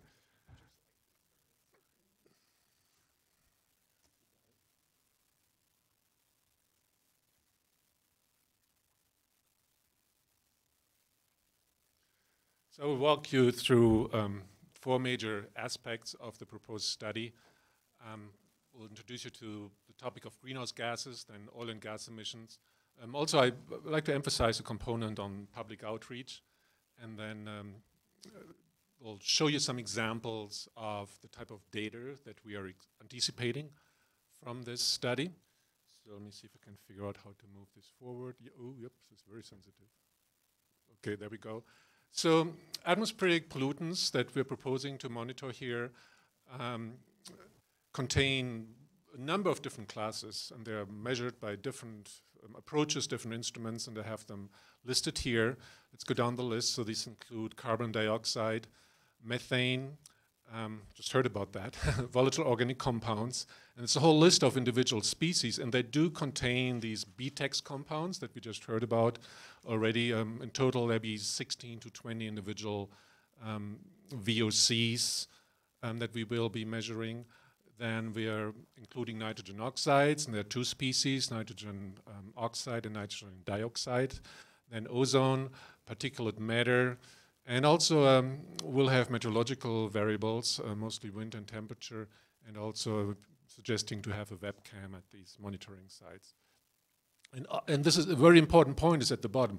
All of these measurements will be automated. They'll be automated, continuous, 24/7. They'll run around the clock, including weekends, holidays, every day of the year, at very high time resolution. This is very, very important to memorize, because it's very different than many, many other programs that are out there for atmospheric air quality monitoring. This is automated, continuous, at very high time resolution. Okay, so let's get on this list. Start with objective 1, monitoring of greenhouse gases. And we're proposing to do this both upwind and downwind of Longmont, and I'll show you in a moment the idea behind that. And the purpose is to establish a baseline for atmospheric greenhouse gas concentrations, upwind and downwind of the city, to develop concentration differences, to estimate the city's emissions of greenhouse gases. And then with that abundance of data, we can capture seasonal, year-to-year changes and assess greenhouse gas emission trends and effectiveness of changes in regulations that potentially will impact the emissions or fluxes of these gases. And that's the proposed configuration. So we're having 2 sites here, and we've been out there and done some site surveys. The first one and the major site will be at the Union Reservoir, and the second site will be in West Longmont. We've eyed some locations near the airport there. We're actually in a lucky situation here that we get fairly consistent airflow across the whole Front Range region, where during the days we have predominant easterly flow, where air moves from east to west, and that reverses at nighttime. That's a very regular circulation pattern. So by monitoring species at both locations, I just have a random example here. What we're anticipating is this is a diurnal cycle of any species X that would be released from the city, such as CO2. You would have a signal at the downwind, at the upwind side. Let's put this in blue here. When the winds move this direction, we have the same measurements on the downwind side. And then from the difference here, you can tell how much was added to this pollutant through emissions by city operations. And then that data can be used on the road to assess the emission rates or fluxes of these greenhouse gases from city facilities,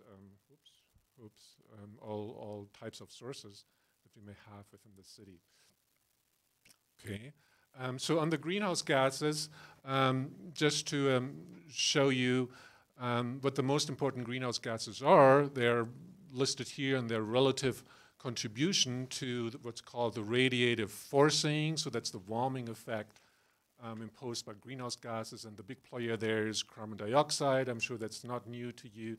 Then there's methane here, and then there is a series of smaller contributions from these gases here. But also what many people don't consider is that tropospheric ozone, and that's the artificial ozone that we have in the atmosphere that's caused by human impacts. It's actually a really significant greenhouse gas. So what we include in our monitoring here includes the number 1, carbon dioxide, the number 2, methane, and the number 3, tropospheric ozone, all within this program.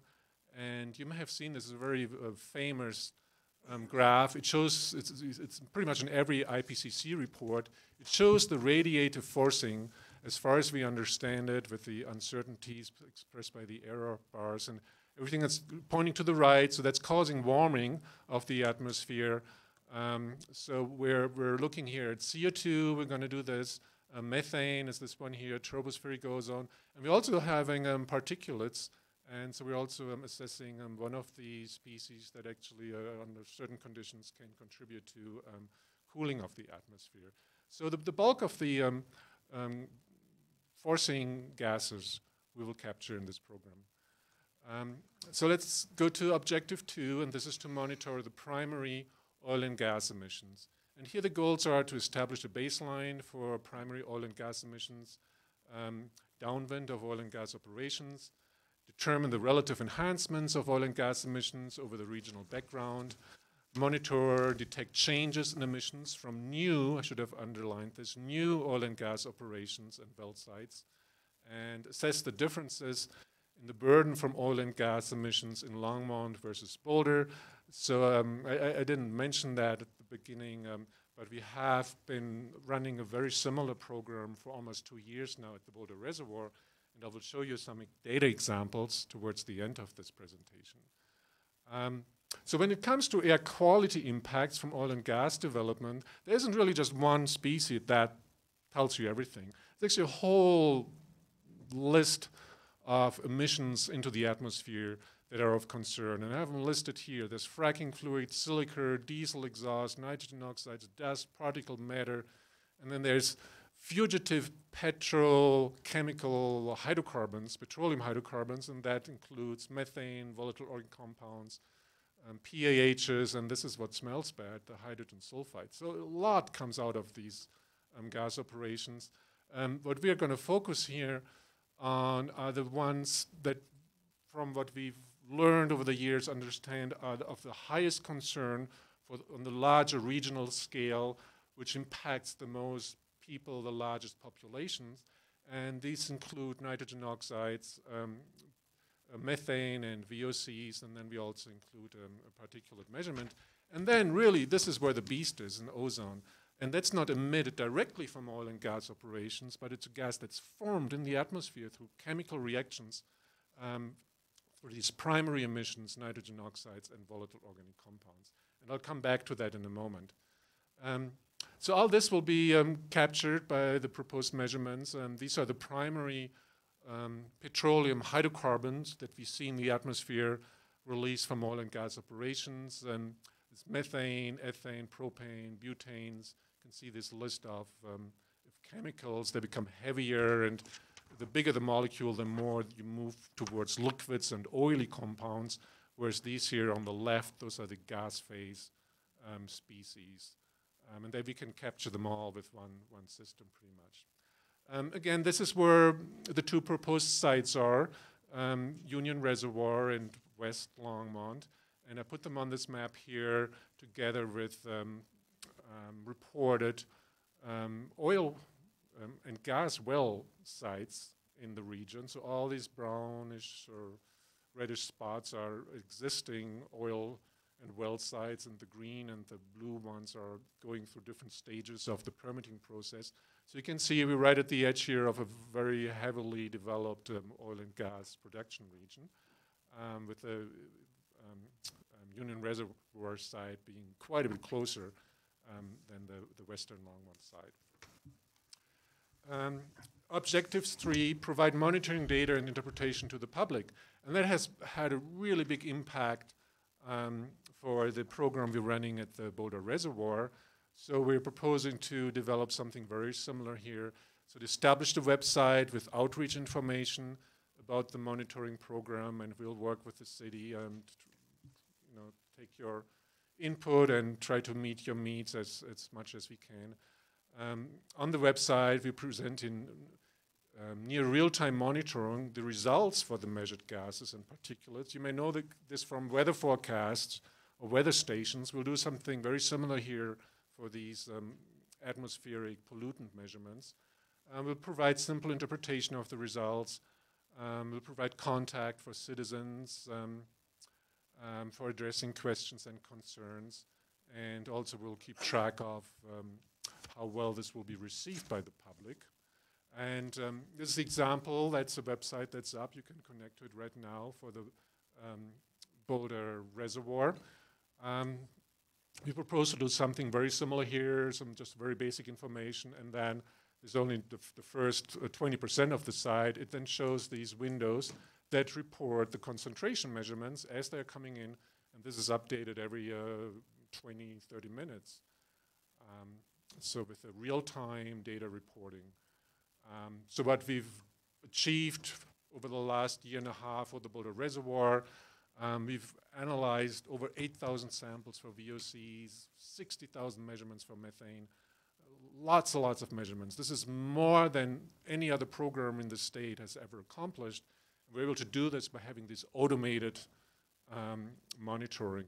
And then this was a big surprise to ourselves. This site has been visited more than 16,000 times since we brought this live a year and a half ago. Okay, that's the type of facility we need. And again, this is the picture from the Boulder Reservoir. We need an instrument shelter, a tower, a 10-meter tower that will support sensors and inlets. There'll be meteorological sensors, basically just a basic wind speed, wind direction measurement. There'll be sampling inlets, so just lines that run up to bring the air into the building for the measurements. And then, yeah, the instrument shelter. Just a real quick, the overview of the type of instrumentation. Really want to emphasize that all these instruments are research grade, regulatory instruments, and all measurements protocols meet regulatory requirements. This is a big deal, and it adds effort and cost to the monitoring. So you can see some of the monitors here that we used for methane and CO2. This monitor for ozone. The VOC system is one that we built in our lab, and we've put 6 or 7 of those out in the field. To go on, there'll be a wind measurement here, an outdoor webcam, and that will be report to the website. This is the particle instrument we're proposing to use. This is a nitrogen oxides instrument to be used. And this down here doesn't look exciting at all, but this is really a big, big deal. To do this measurement properly, you've got to follow protocols that are follow regulatory guidelines, and our calibration procedures are very closely tied to NOAA, the Global Atmospheric Watch Network, NIST. Several of our standards come from the National Institute for Technology. We've also been working closely with CDPHE to compare our calibration scale with that agency. Okay, so objective 4, the last of the objectives, provide the data to public. So I showed the website already. We'll be sharing the data to interested parties in graphical forms, in tabulated form. It will be archived for any interested party to utilize the data now and down the road for years to come. I have a few more slides to show you some examples of the type of data you can expect from this program. And these are data from the Boulder Reservoir. So these are what's called time series graphs. It's 3 days of data with the concentration on this axis. And this is what we see here all along. We see these huge variations in concentration. So this is ethane and propane. You know, it will go up within a few hours by a factor of 100.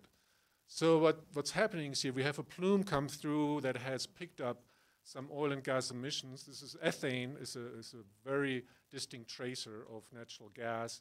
And you can see at the same time benzene and toluene go up. It's a very clear indication that these are co-emitted by this natural gas source. We'll provide the wind data so you can tell which direction was the wind blowing when we observed the spike.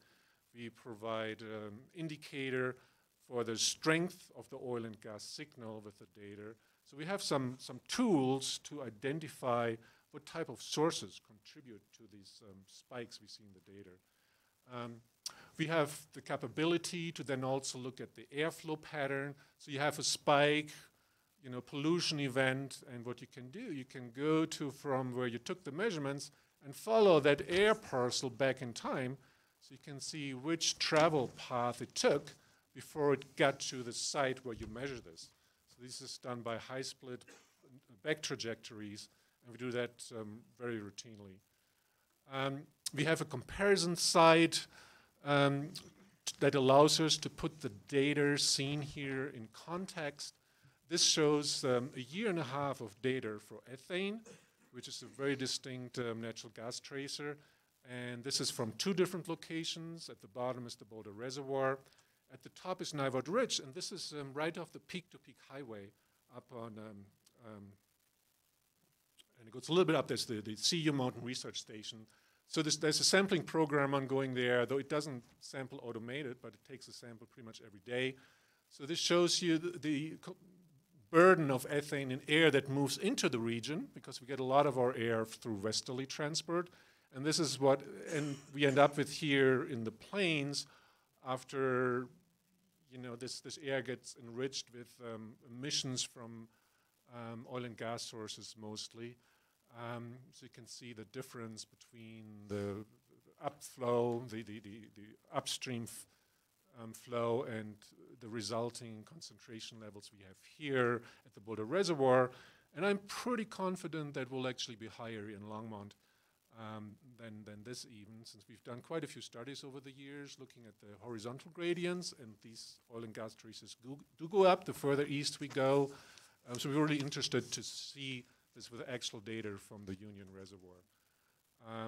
Then what we can provide is an analysis how these compounds are distributed depending on the wind direction.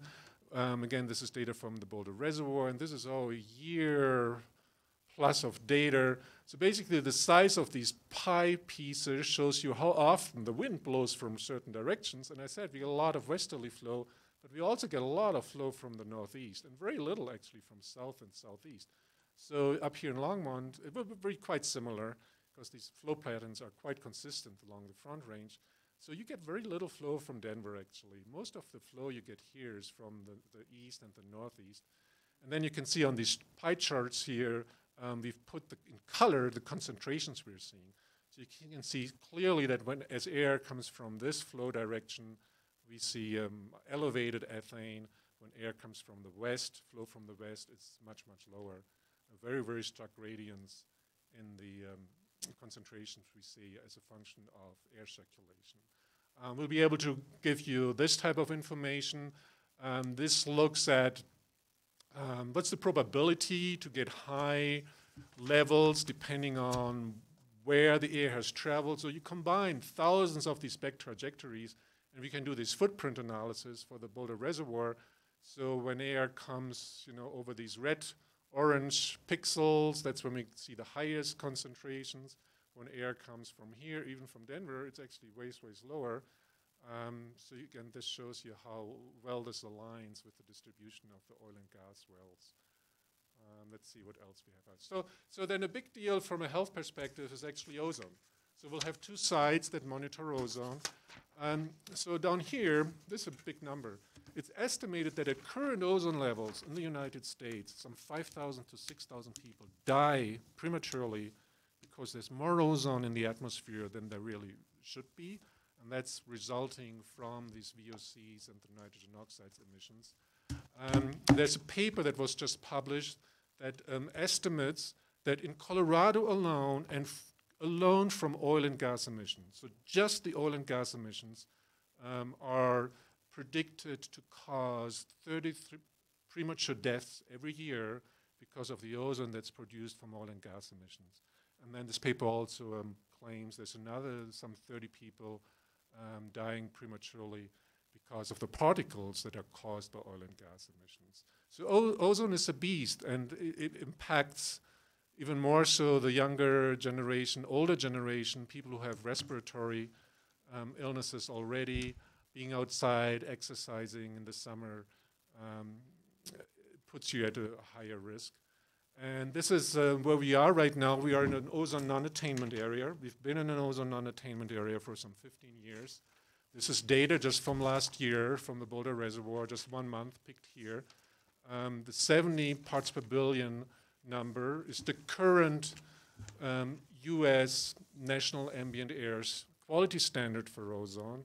You can see it's actually less protective than the standards we have in some other nations, except China, where it is higher. And you can see just in this 1 month, the ozone standard was exceeded, at almost half of the days. There's different averaging here, but the take-home message is we are in an area where we have frequent ozone exceedances. At the Boulder Reservoir last year, we had 32 days where the standard was exceeded. The Boulder Reservoir was the site in the Front Range with the highest ozone reading of all the other sites that monitor ozone right now. And I'm, from my understanding how ozone behaves in the region, I'm pretty certain that we'll see something very similar, possibly even higher, here in the Longmont area, because we're a little bit closer to the primary, to a major emission source that drives this ozone production. Doing this footprint analysis as well, so this is the Boulder Reservoir, and here we look, where did the air come from when we had exceedances in the standard? And this is the airflow that correlated with the occurrences of exceedances of the ozone standard. So you can see we never really got exceedances when we had airflow from Denver. All of our exceedance situations came with airflow over the easterly sector. Okay, one more slide. And we heard already about who's going to be mostly in charge of that. I'll be leading this project. I've been doing this for 35 years almost now. So you can see all the things I've been doing. But the person really who matters a lot here is Jack. He's been in my group for 15 years. And that's what he does, what he loves doing. He's very experienced in building analytical equipment, setting up monitoring sites, and doing quality control. So yeah, I'm confident we can make you very happy with how we will be putting this together. All right, are there any questions before we take council direction? Mayor Pro Tem? This is just a whimsical question. What is the relationship between the seasons and the ozone levels and things like that? Is there a lot more pollution in the winter when the air isn't moving as much? It's a good question, very good question. So let me show you this first. So now this shows ethane, which is the primary, really a beautiful tracer, because ethane doesn't come from cows, it doesn't come from cars, it doesn't come out your chimney. Most ethane here is from oil and gas. It's just a really, really nice tracer. We love ethane for that purpose. Methane is a much more complicated story. So this is 1.5 years of ethane, and it starts in spring, it goes through the summer, and this is a winter here. It goes up in the winter, and it comes back down in the summer, and here, this is towards the end of the year, it goes back up. So, so you can see in the winter, we get more frequent occurrences where ethane is really, really high. We don't see that as much in the summer. You could think, oh, well, is there more ethane emitted in the winter? No, it's not. It's not. This is mostly driven by atmospheric mixing and dilution, because in the winter we have much more stable conditions in the atmosphere. You have inversions that cap emissions that are released at the surface, right now near the surface. Whereas in the summer, the sun hits the surface heats up, it generates all these thermals, air rises, and it mixes, which is good. Mixing is always good. It dilutes pollution from the surface. So for the primary pollutants, it's higher in the winter. It's a factor of 2 to 3 higher. Yeah? And if you want to assess the year-round exposure of the population, you really shouldn't just go out there in the summer and measure. You know, the winter matters a lot. And something similar actually happens on the diurnal scale. We get much higher levels at night because then this thermal convection isn't there. So at the night, and you may now remember, and next time you smell the cows from out east, just check what time of day it's is Greeley. That's where the cows are. Yeah. It's Greeley. But that's, you know, our nose doing something very similar here. So you get that because emissions get capped near the surface. You have inversions. You get this more in the winter than the summer. You get it doing. It's much more likely to get it at night than during the middle of the day. So this is all driven by the mixing of the atmosphere. I would not claim that there is a change in these emissions between winter and summer. So those are the primary emissions, and you will see something similar for benzene, for some of the compounds we're concerned about, especially benzene, since it's a carcinogen. There's a lot of people paying attention to benzene right now, and benzene does show a correlation with these oil and gas emissions. So those are the primary emissions. They peak in the winter. Now ozone, and I don't have a full year here, this is just the summer. So for ozone, it's a different story because ozone is produced. It's produced photochemically. So you need a photochemical source and you need energy to do this, and that's the sun in this case. So it's produced in the summer mostly because you have more sun. You have a much longer day where you have the days much longer, where you have solar irradiance to allow this ozone to build up and develop. And you have the emissions here from different sources, including oil and gas. It's an important one to consider, but then the other component you need is nitrogen oxides, and there the emissions are much more diverse. It comes from cars, it comes from industries, it comes from power plants, it comes from home heating, but oil and gas is also a contributing source there. So you mix this all together, you hit it with the sun, and if you look at this, you see how this goes up and down every day. Ozone is so short-lived. You can see it goes down to a half, a third every night because it's so reactive. It reacts with lots of things, including in our lungs. So it hits the molecules, hit the surface, hits something, they react, they're gone, and you start all over on the next day. So most of the ozone we have here is produced locally in the region on the scale of 10 hours from 9 in the morning to late afternoon. And so the worst time to be out, go running or something, is in the afternoon in the summer. That's when we have all these peak ozone events. Councilmember Rodriguez. Thank you, Mayor Bagley, and thank you very much for your presentation, Doctor. One portion that intrigues me about this is having the eastern site as well as a western collection site. And with the consistency of our wind direction and airflows, I'm wondering if have you had any comparable studies in other municipalities showing a similar eastern and western, or boundary to boundary measurement? And if you do, where maybe could I find one of those studies? Yeah. So for us, this is the first time we're approaching it this way, but I'm following example of some other studies that I'm actually quite familiar with because I've been involved to some extent. There was a big campaign in the city of Indianapolis over the last 5 years, Influx, in the Indianapolis Flux Experiment, I think it was called. And they didn't just have 2 sites. They had a whole network with 10 sites, and they were also doing aircraft profiling. They were doing power profiling. So to do this properly, you need much more than this. But this is a start. And I think it'll be valuable and be exciting. And what's different here is that this monitoring will provide year-round continuous data with very high time resolution. It will provide a data set that can be used down the road for assess if and how emissions have changed over time. So we haven't, I mean, we've set up stations like this many, many times, but we haven't done this parallel twin station design. And that actually was interest that was presented to us from the partners we've been working with from the city, because they were quite interested. Also for assessing ozone. So for ozone, we've actually done ozone monitoring here 10 years ago, and we saw high ozone. We ran 5 sites for a whole summer, and the Longmont site had the highest ozone, higher than what we saw in Lyons and South Boulder at that time.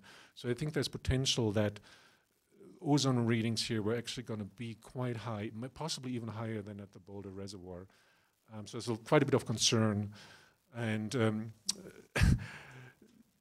ozone, as you can see, it's so reactive. That means it's spatially really heterogeneous because it changes so quickly.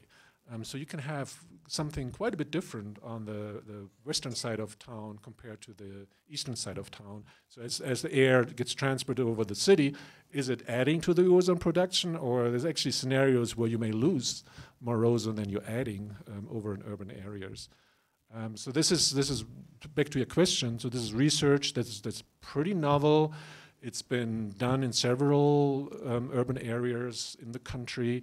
This study in Indianapolis was actually funded by NIST, because NIST, National Institute of Standards of Technology, been brainstorming how can we assess whether or not regulations to curb greenhouse gas emissions are efficient. You know, how can we measure that? How do you measure the greenhouse gas flux from a city footprint? It's really difficult. Really difficult. So this upwind downwind strategy is one of the approaches that's been used for that. Dr. Waters? Thanks, Mayor Bagley. Thanks for the presentation. Everybody's impressed, I'm certain, with the data and how it's displayed. So just an observation or two and then a couple questions. One observation is the value of objectives and clarity on where we're headed. So thank you for that. Second observation is how important data are. Can this kind of science be conducted without the kind of data you're collecting, analyzing, and interpreting? I mean, there is no science without those data, is there? I think in my opinion, it's no, softball it's not. question. You know, there's groups out there that attempt to assess what we're trying to assess here based on inventories.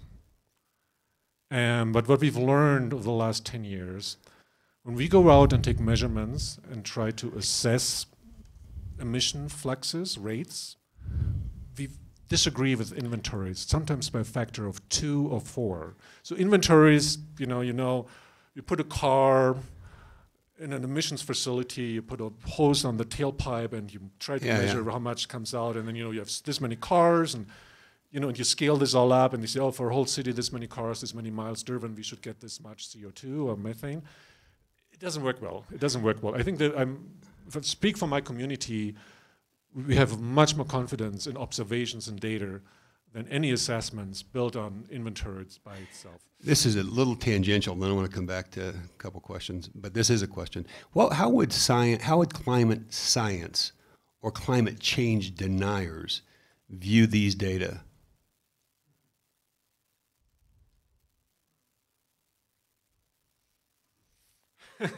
Wow, that's a challenging question. How would climate change deniers view the data?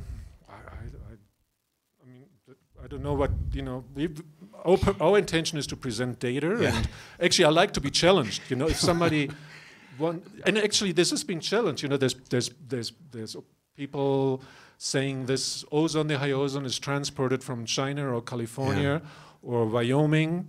And what we've done here to counter that is, we do these trajectory, we do this type of analysis, we do this footprint analysis, this here. So our results don't show China on this map. There's these high peaks. They're not from China. They're not from Wyoming. They're, in this case for the Boulder Reservoir, mostly from Weld County. So China. Yeah. Is it safe to say that without these data, there is no climate science? Climate science, to large extent, builds on data. Yeah. Okay. Yeah. I just wanted to make a point. Here are my questions. With the schedule for the ongoing data collection, right? Collecting data 24/7. Is the instrumentation sensitive enough to pick up changes that might occur short term? So if now I'm wondering about meaning making, right? Based on the data, what kind of meaning can we assign, or how might it inform decisions? So is the instrumentation sensitive enough to monitor changes influenced by local efforts? If we were to say, here's a priority, we're going to do X as part of an R&D effort, how long would it take for the effects or the benefits or results of whatever X is, the R&D effort, to show up in this instrumentation? My answer will be different than what you're expecting. So the instrumentation... How do you know what I'm expecting? The instrumentation, absolutely, no worry. And what matters a lot is how you operate this and the protocols you follow. And I think, I've been on committees on quality control and calibration efforts, so that's the core of what we've been doing. Absolutely, absolutely. Now you're going to disappoint me. But, yes. The big challenge is, how you figure out, this variability. It just bounces around like crazy. So look, what is it? But what if you could reduce the variability? If there's anything over which, or of the combinations of whether it's ozone or ethane or other chemicals or gases, those that we might be able to influence through some local effort, right? And maybe not ozone, but one of the markers you talked about that's. So the species we're considering here for that is CO2 and methane.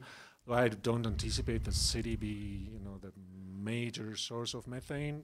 Some from natural gas leaks and incomplete combustion, but I think most of the methane is coming from further upwind in this case. But the city is a CO2 curse, and this is by far the #1 climate gas. And I think that was one of the interests that was presented to me. Can we assess if any changes moving forward with trying to bring greenhouse gas emissions down on the city scale are really kicking in or effective? And one dilemma we have is, we reduce sources of the per source emissions, but then we increase the number of emissions. More cars, more people, more homes heating the water and so forth. So what's the net effect? And with that observation network, it's really the minimum for a network, 2 sites, you have a first step at that. So you could look at the data over years, and the challenge there is, to tease out all this variability. I mean, look at this. So if you take here September through December this year, and if you're just faced with that question, Boulder County commissioners ask us to examine the data on whether or not methane emissions, or we see lower methane in 2018 than 2017, and we spend 2-3 weeks trying to figure this out. Because, is this less than the same time interval here? With all this bouncing around, it's really, really hard. And you may have just had a windier year. We have a really cold month right now. We had a cold month. That drives us a lot. A colder month, more inversions, you'll have much higher levels just because of how cold it is, the inversions. What I'm really driving at is the meaning that we can make out of these data to inform short and long-term decisions, budget priorities. We have a sustainability program. What are the initiatives that we might test over the next 90 days or 6 months or the next year, and costs, and what might get the biggest returns for time and effort, and this being a data set once in place that helps us to evaluate the effects in real time of decisions we've made to reduce our carbon footprint. Yeah, that's part of the motivation to put this in place. But I want to caution you, I don't think this will work on a week to month time scale. You will be able to see weekend effects. That's actually beautiful. You look at the added CO2 on the weekends versus weekdays, and you can, from those relative changes, you can deduce how much of your CO2 is actually from cars, mobile sources versus stationary sources, because they have different counts on the weekends, and we do see this sort of thing in the data. But if you want to look at long-term strategies for changing, reducing greenhouse gas emissions, you need a long-term data set. You need years of data to compare, and then you need to filter out these environmental effects, winds and temperatures and inversions, which you can do with the meteorological data that you need to collect in parallel. What you just said seems to me the connection between weekend emissions versus weekday emissions in the future of transportation. I mean, it's going to drive some decisions there, and to validate the efficacy of what we're testing. I mean, by itself would be a powerful tool for us. Thank you. Councilmember Finley. Thank you, Mayor Bagley. I just had one question. How come it costs so much more to test at Union Reservoir than on the west side of Longmont? This is driven by different set of measurements. So for the west Longmont side, we have methane, CO2, and ozone. On the Union Reservoir side, in addition to that, we have VOCs, which is a very... You don't think we'll have VOCs on the west side? It wasn't included in the proposal. Oh, okay. We weren't asked to provide that. And we don't have particulates, PM 2.5, which is also a major effort, and we don't have the nitrogen oxides. So the Union Reservoir side has VOCs, NOx, and particulates in addition, and those are big, costly instruments, and the calibration. So this is only going to be in West Longmont. Ozone will be in both. Methane and CO2 will be at both sides. But this is only West. This is only Union Reservoir, and this is only Union Reservoir. Okay, and is that because of the proximity of drilling on Union? So yeah, so the motivation, the way it was presented to me, was that we want to assess oil and gas emissions. So there, methane, VOCs, NOx, and particulates are major players and of significance. Whereas the West Longmont side is mostly driven by the interest in sustainability and greenhouse gases. So when it comes to greenhouse gases, let's see, which way do I go for this? Remember that we had the both sides with the arrows.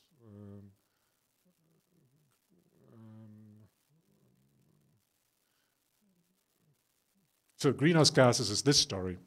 How much is added or lost as air travels over the city.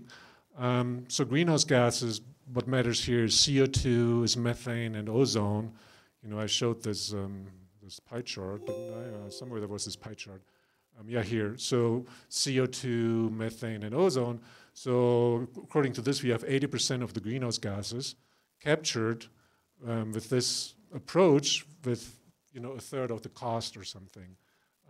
We could put NOx here, we could put VOCs here, but it wouldn't add a lot of value for assessing greenhouse gas emissions from the city footprint. And that's basically what we're measuring there. So it's two different things. Yeah, so this is more driven by oil and gas assessment, and I think there's some sites being developed here to assess, changes in pollution, possible new sources of pollutants here from this development, and also to assess, the air quality as air moves in from primarily the east, which is the oil and gas development. And then, what's just going to be beautiful is that down here we have the Boulder Reservoir running at the same time. So the Boulder Reservoir is funded through the end of this year as things stand right now.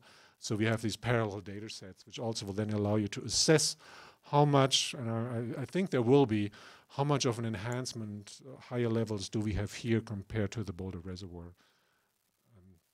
Beautiful comparison, has really never been done. Me as a scientist, I'm just totally thrilled about this, because it's beautiful data. renegotiate the contract. That's what I'm hearing. You're paying for his toys. We're just having too much fun, yeah. Councilman Martin. Thank you, Mayor Bagley. What are the odds that the Boulder Reservoir experiment will be continued? Because I can see all sorts of benefits in having a longer-term point, 2 points of comparison. Yeah. So it was originally funded for a year and a half, and that ended in September. So then we were about to shut down, but there was a lot of outcry from the community, and people and organizations communicated to the county commissioners, and they turned around and decided to extend this for 1 more year. We've had a great relationship with them. It's been good in every respect. Try to keep them as happy as we can. Citizens seem to be appreciating this. The websites, actually the visits to the websites have further increased through the last few months. I'm semi-optimistic, but it's the Boulder County Commissioner's call if they want to continue funding this or not. So then our publicizing the value of the comparable data would probably improve the odds of their continuing the experiment. Possibly. One can hope. Okay, thank you. Yeah, I don't know for sure, but and they could also say, well, you know, we're doing this in Longmont now. Then they don't understand. I would be surprised. The commissioner they've been really interested in this. And I think what we've been able to show with these measurements, with the public interest, with the data, and I've been down at CDPHE and I've given several presentations to the Air Quality Council and the subcommittee, and it's really been well received, and there's people starting to pay attention to this, and I think it's been factored into evaluating industries and the relative importance of oil and gas emissions. So that's hopefully what we'll be able to accomplish with this. Thank you. I'd also like to confirm something I think I inferred from what else you were saying about the data, the sustainability data. If, for example, Longmont had a city challenge for everyone to leave their car in the garage over the weekend, and we had the police and the traffic engineers all out counting cars to see whether we really did, then would we be able to use the data? That'd be beautiful. You'll make National Geographic and every popular media output there. This be once, and actually, how it goes. Remember 72, the oil crisis. I lived in Germany. I was only this tall back then. We had these weekends with no cars. Yeah. There was no driving weekends, only the police and the fire department, but nobody was measuring anything back then. So this has been done.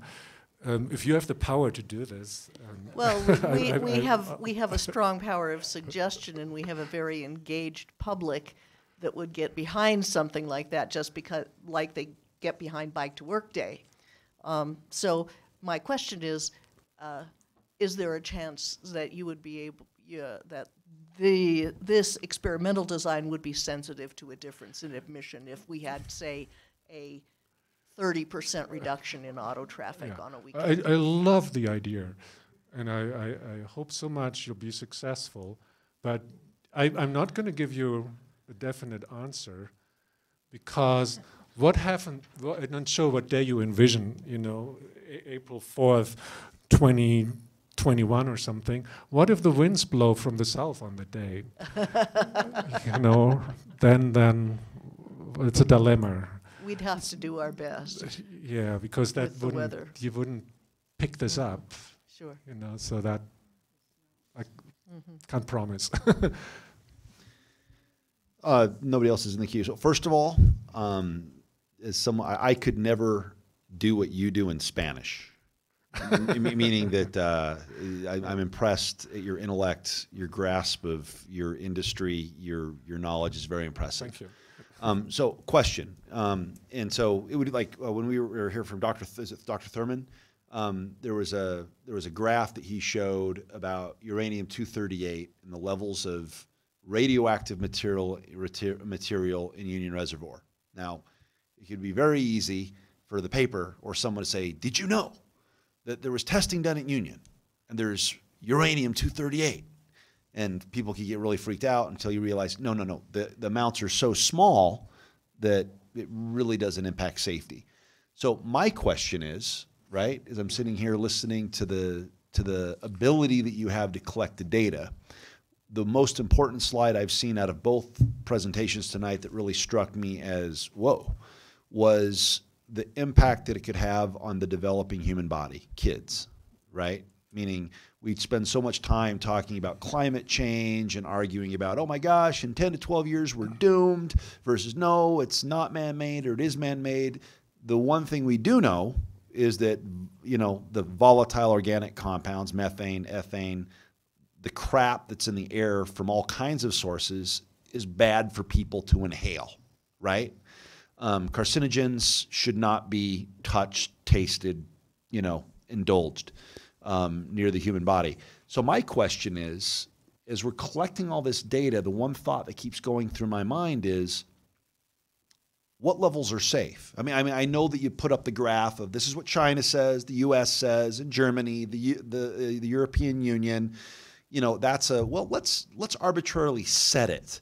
But then again, when you're talking about uranium-238, you know, you don't set it. It reaches a level when you're like, you know, you have a little patch on your arm and you're out there, or you're in the movies and the nuclear subs, you're going to go in and fix the reactor. You've got 10 minutes. Then everybody comes out and they're dying of blisters and melt, right? So my question is we're analyzing these things, and if you look over at Boulder, right, I'm not an endocrinologist. I'm not a scientist.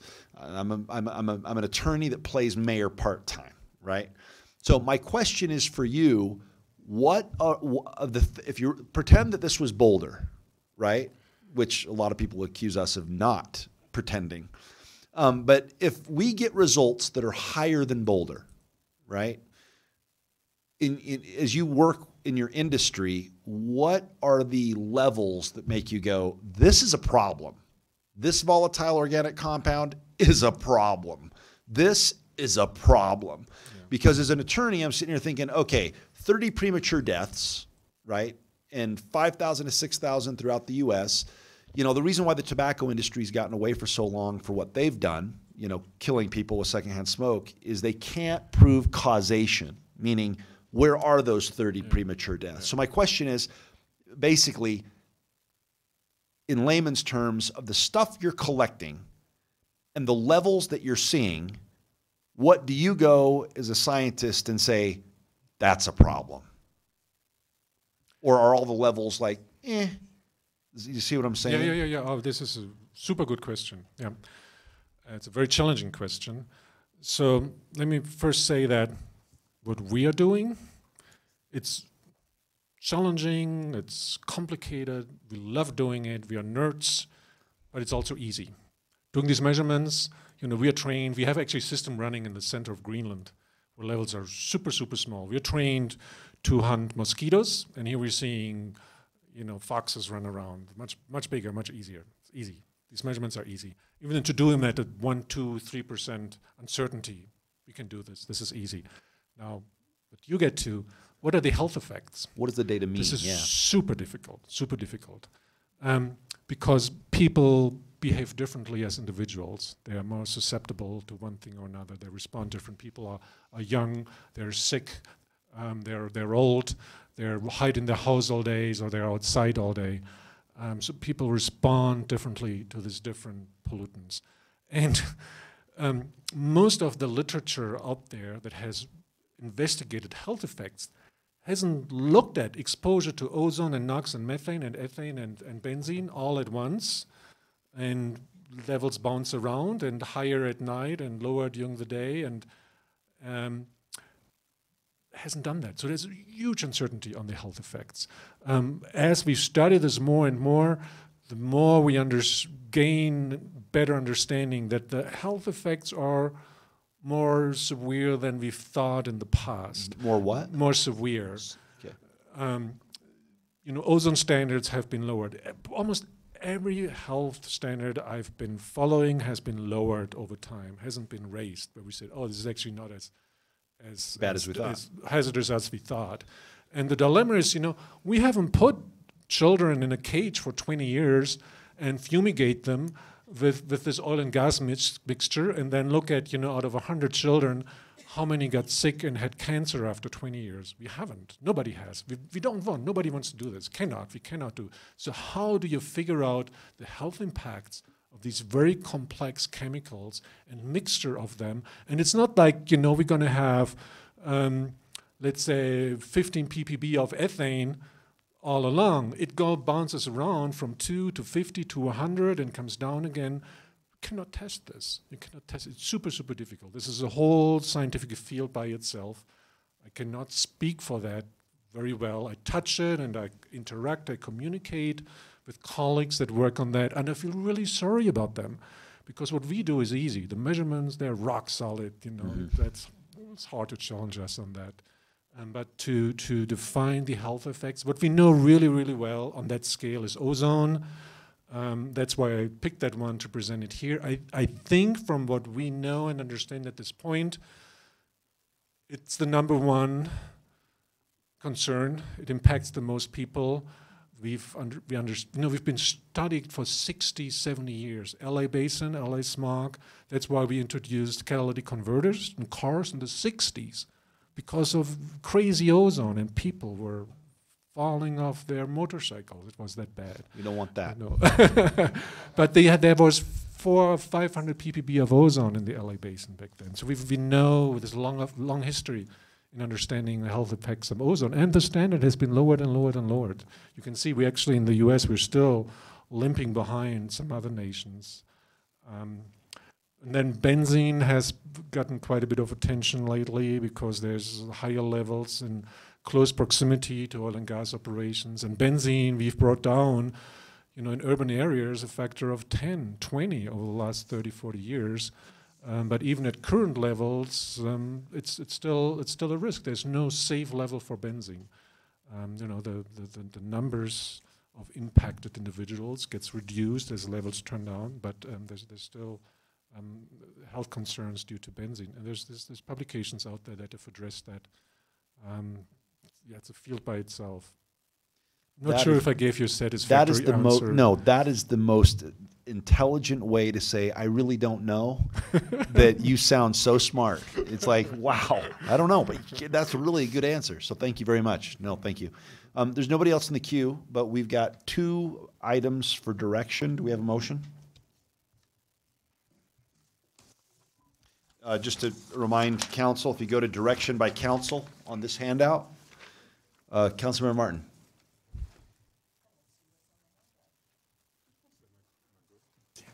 Okay, well, thanks everybody. Thank you. Just move the reading back.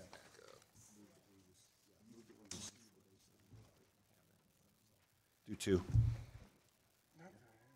Thank you, Mayor Bagley. So first, I'd like to move that we receive the baseline water results. And continue. Yeah, let's go ahead and vote.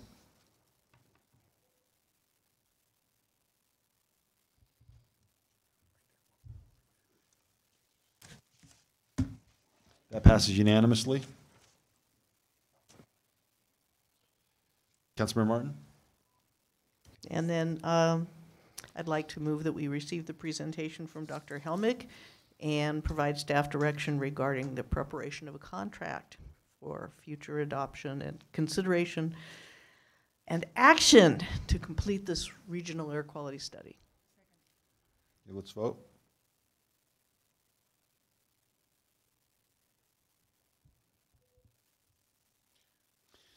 That passes unanimously. And just to make sure that we're legit, can we have a motion to provide staff direction to also continue the effort of Dr. Thurman and Dr. Ferre?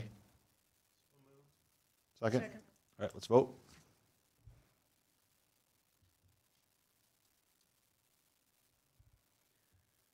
All right, that passes unanimously. I think we hit them all, right?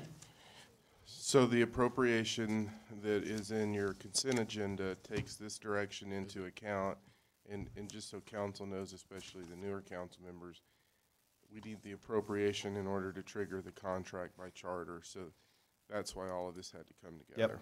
So we'll now, so are we doing, okay? I mean, it's been 2 hours and 10 minutes. Should we take a break? Okay, let's take a break.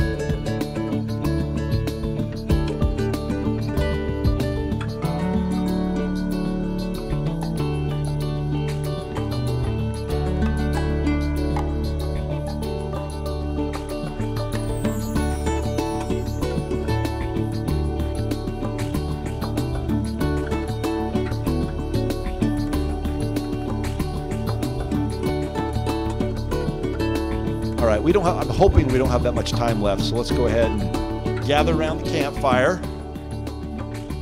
Although I am going to spend a considerable amount of time on the running red lights for motorcyclists ordinance. I like that idea. Right? If I had a nickel, I mean, how dare you oppose that? Staff setting policy again. Clearly. No, I'm just kidding. That's a joke, Sandy. I was kidding. All right, let's go ahead and move on to tonight's consent agenda. Ms. Quintana, could you please walk us through it?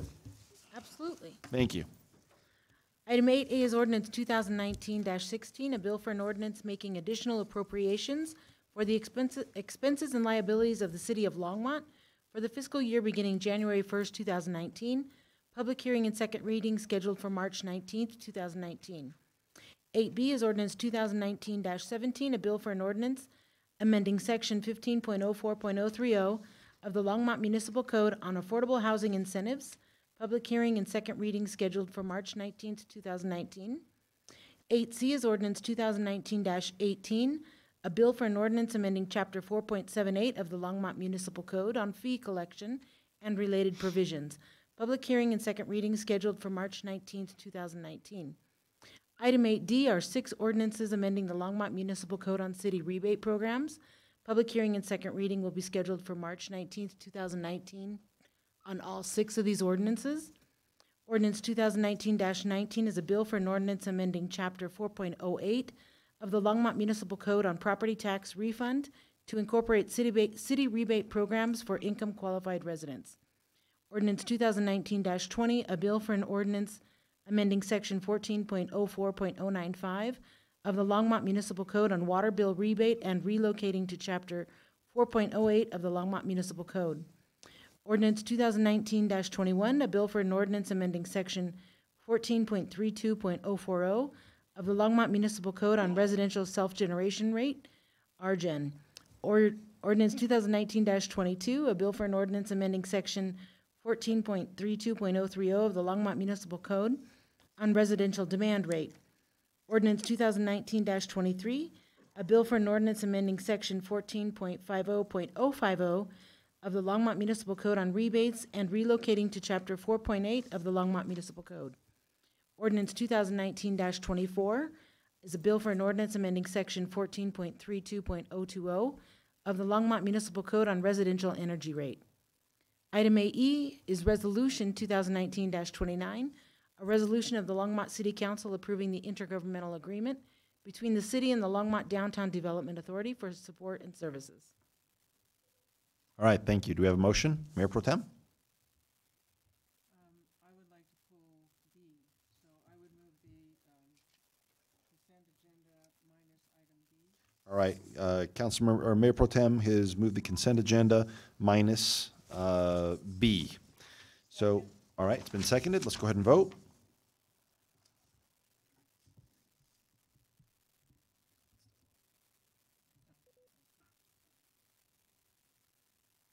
All right, that passes unanimously.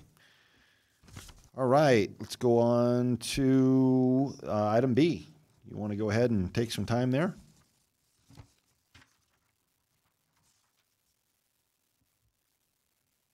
Mayor Pro Tem? Thank you, Mr. Mayor. So this was just a discussion that since this is the first reading, when we were discussing this at our last meeting about this issue, there was some discussion about the off-site housing or off-site provision. And the mayor and Councilman Rodriguez said that they really didn't ever really want the off-site anyway. And the more I thought about that, the more I agreed with that. And I'm wondering if we can consider that at this time. I think, just to I think that what the Mayor Pro Tem is saying is she's asking if we want to revisit the inclusionary zoning or affordable housing ordinance that we passed, which allows for the development of off-site affordable housing rather than building it on-site. That's the question, right? Yes. So right now, which is a incentive. Right. Well, I mean, technically we can have that discussion at some point, but right now this is just 8B, according to our packet, is just dealing with the incentives that we discussed during the study session. So Right. what That I is right. Well, that's what's unclear. Right. Maybe So I we guess should table, I guess discuss it at another you, time. you can do you have the authority, or you have the authority as a council member to make a motion anytime you want, pertaining pretty much to anything, so long as it relates to what's on the agenda. So you're right, it is related. So we can either discuss it now, or you can bring it up. We can talk about it next council meeting at the beginning when we're talking about what things we want to put on future agenda items. Okay. But essentially, if you want to, was there ever so my question is, I don't remember, but we took a vote on it, right? So Robert's Rules of Order says that, I mean, technically you have to raise it at the same meeting or the meeting after, and you have to be in the winning side of a vote in order to make the motion to revisit. So technically we're beyond the timeline, but I have never called anybody on that since I've been holding the gavel, because that would be, manipulative and I think overbearing. So, Well, Mayor Pro Tem? Okay, I was on the winning side, and that was only a couple of weeks ago. So it was the next, this is the next meeting, I think. But I would be happy to discuss that at a future meeting, as long as it's not, it's something that I just think, I think we should think about it, because I do think that there's a potential for a lot of manipulation there that wouldn't be very helpful To the ordinance. So I'll table this and bring it up at our next meeting. Okay. Councilmember Peck? Thank you, Mayor Bagley. I'm a little confused. So, Mayor Pro Tem Christensen, if you were going to bring it up, would it be a motion to remove the off-site incentive? So if we are going to okay at the next, because the ordinance is here, so that is not in this ordinance. No, to remove it. So it would have to be an amendment to the ordinance, would it not? If you brought it up again? Because if the next reading is the second reading of this, then we would have to have another second reading if you brought it up to amend it next time. Am I correct in that thinking? If we vote to pass this on first reading, then the second reading, if you brought up an amendment to this ordinance, then we would have to remove, then we would have to have a second reading. So perhaps this is the time to amend it. Am I thinking through this correctly? I think we're not clear exactly what is being stated in terms of, is it related to the incentives? Yes. And specific? No, it isn't. So hold on one sec. My computer locked up. I'm just pulling up the language of 8B real quick.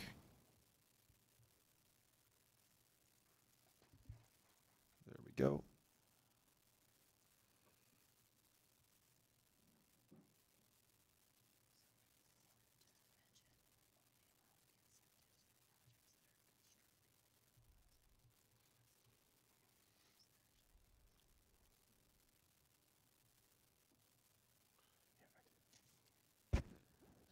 We are.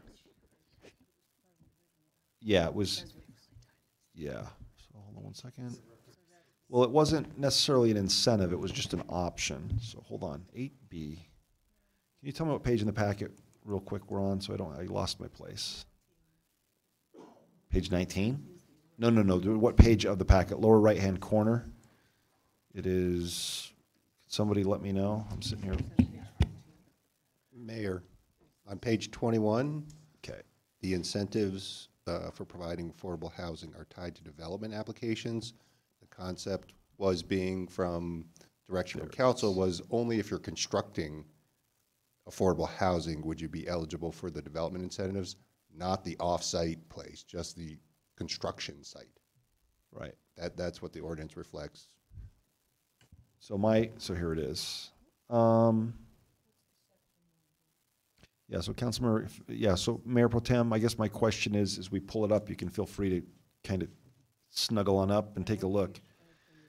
So the a bill for an ordinance amending section 1504030 of the Longmont Municipal Code on affordable housing incentives. So on page 19 it starts. So my question is, what in this particular ordinance that we're about ready to vote on first reading applies? What do you want what would you change?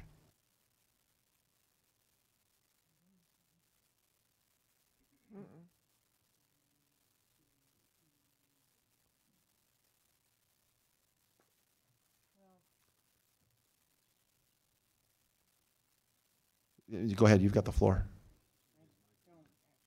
Oh, sorry, I'll clear.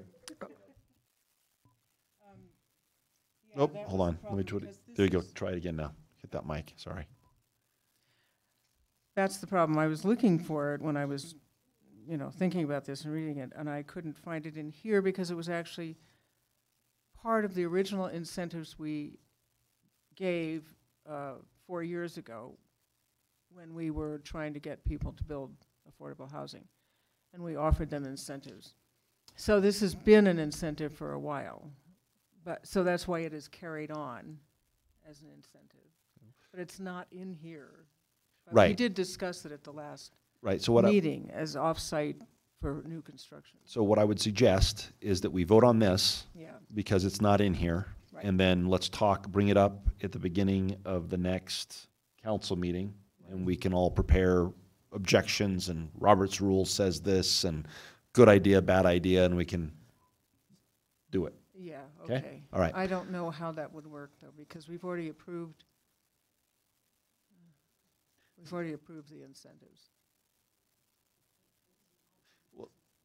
Yeah, so I guess what I'm saying is that you're bringing up procedurally as well as policy-wise a fairly complicated suggestion. Give us a couple weeks to digest it. Yeah, And then okay. we can determine whether or not it's appropriate to talk about or whatever. Right. And if it's too late to talk about, we can just think about it when it's up for review in a year or two. Okay. Okay. All right, do you want to make a But- motion? Okay, I would, And actually, so Dr. Waters, Councilmember Peck, is there anything that you want to say? You were in the queue and I cleared it. Okay, all right. Want to make a motion? okay, I move that we, at some future, Well, I was going to say, let the motion for 8B. oh, all right. Sorry.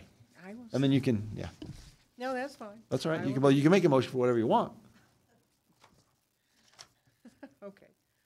I move that we pass ordinance, where's the number? 201917. I'll second that. All right. Seeing no other discussion, debate, or dialogue, let's go ahead and vote.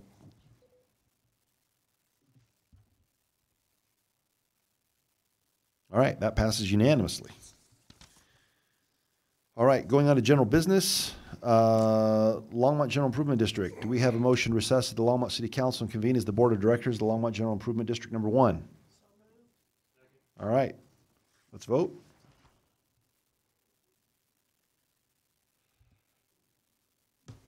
All right, that passes unanimously.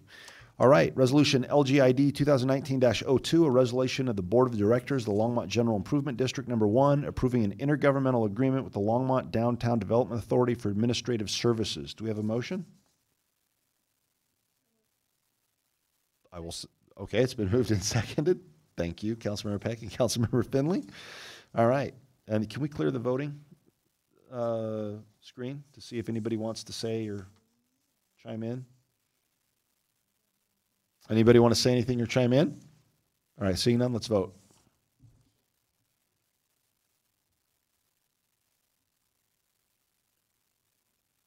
Oh, I'll vote. Okay, all right, that passes unanimously. All right, do we have a motion to adjourn as the Longmont General Improvement District Number 1 Board of Directors and reconvene as the Longmont City Council? All right, let's vote.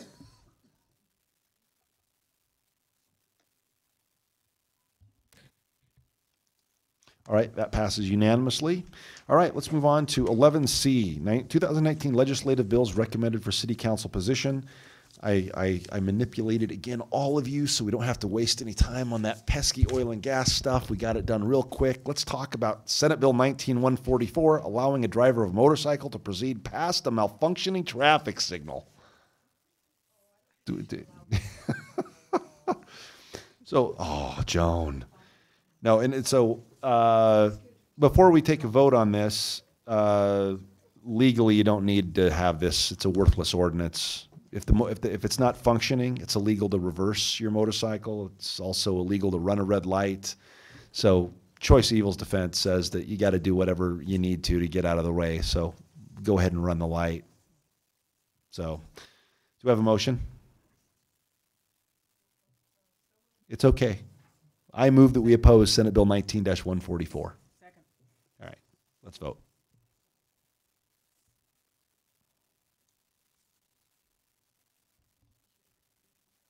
I should have recused, yes. Although as fun as it would be to always say, it wasn't working, I just ran it. It's also a matter of time before you get hit, so. All right, Mayor so that Bagley, passes there's- unanimously. There's one other item on here, and that's the Colorado Communities for Climate Action policy agenda change. You all approved their policy action agenda when you became members, and they have suggested that they make one other change based on waste streams and some of the things that we've already talked about around regulation of single-use plastics and some other things. So their suggestion is to add some subsets to their main policy around waste diversion and really trying to make sure that one of their policy directions is that local governments can regulate single-use plastic waste amongst the other subsets that you see on this. And so rather than make an assumption that that's okay with y'all, this is a policy change. It must be ratified by all the members of CC4CA. So Giving states, giving cities the option, any comment on this, but can we just have a motion? Mayor Pro Tem?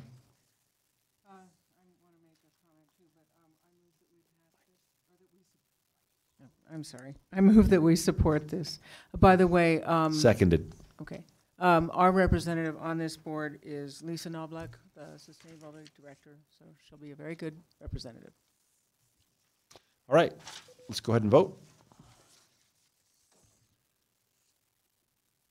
That passes unanimously. thank you, Mayor. I'll let them know. All And, right, great. And by the way, Dan said, hallelujah. Did he when we said testify? it. Did he He's get in there? Not yet. He's still waiting.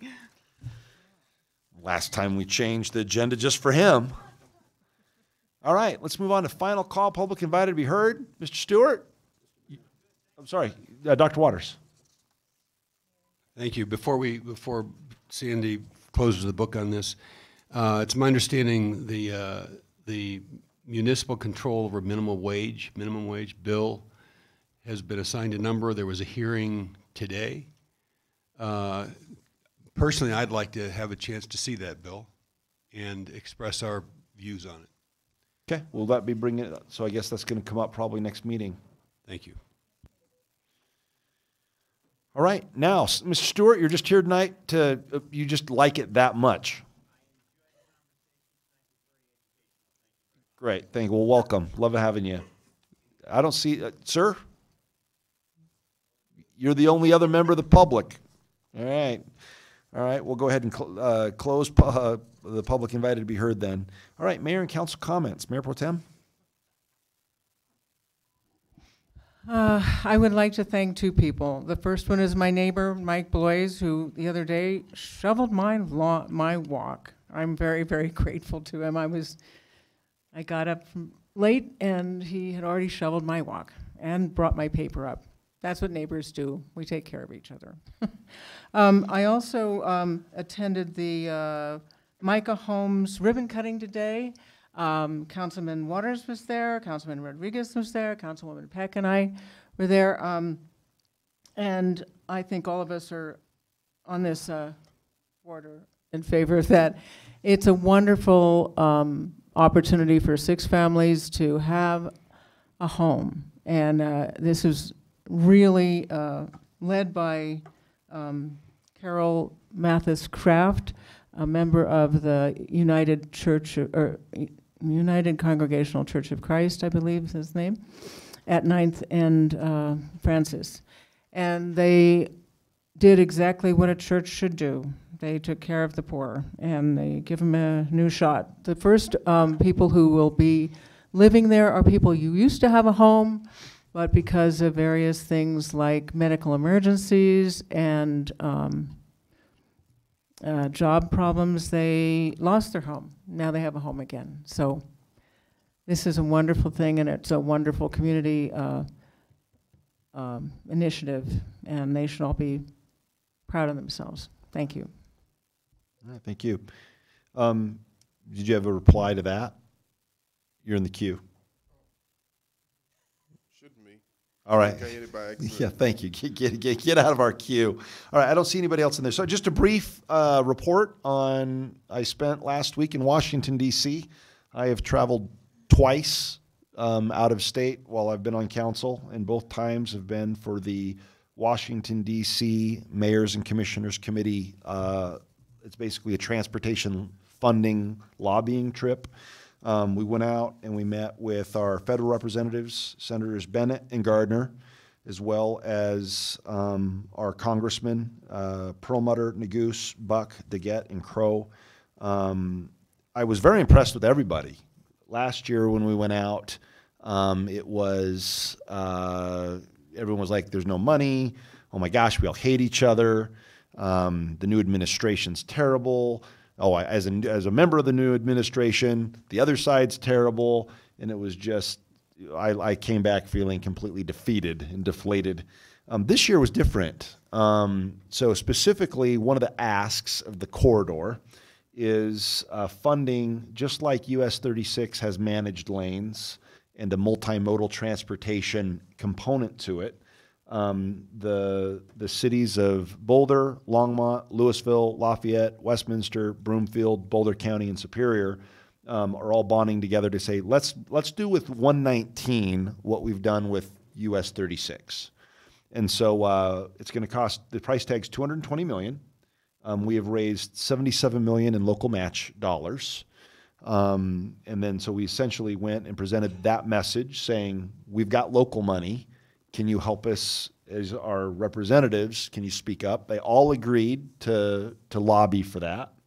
Next year, we're going to be lobbying for Highway 7 that goes between, up north. It's basically the first east-west corridor or highway once you get north of Denver. And so that will be next year. And so it looked very promising as far as support. The big news also, I was told this with Joan Peck. So there's been some talk lately about peak service and the Northwest Corridor.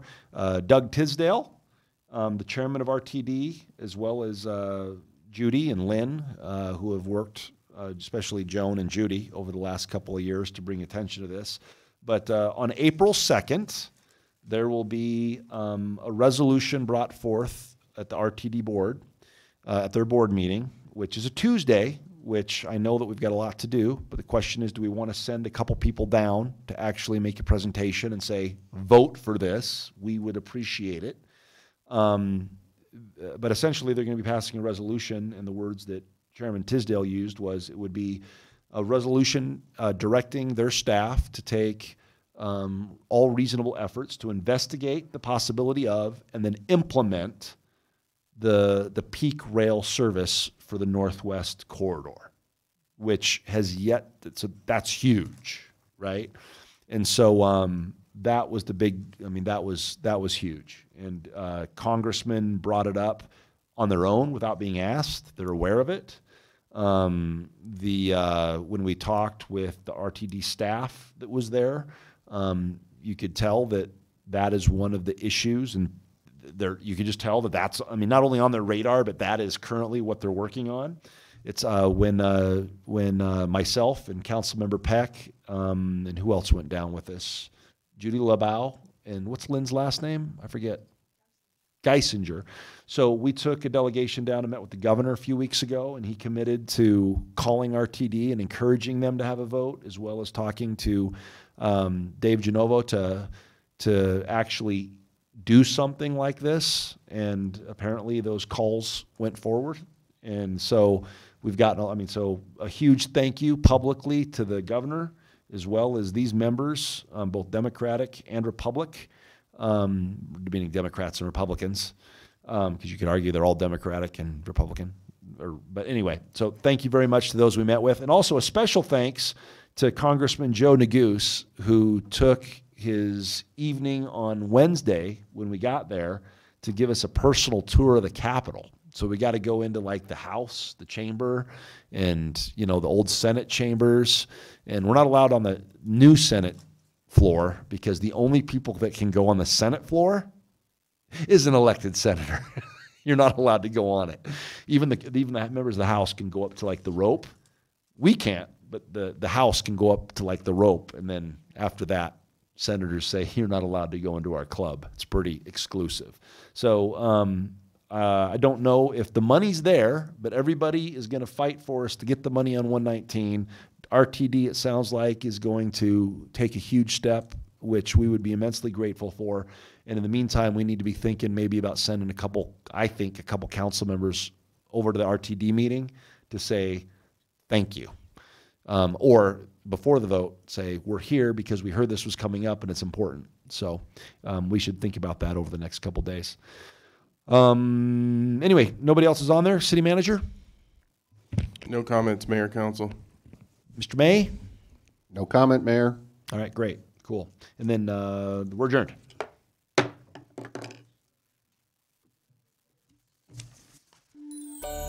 No, thank you, Council.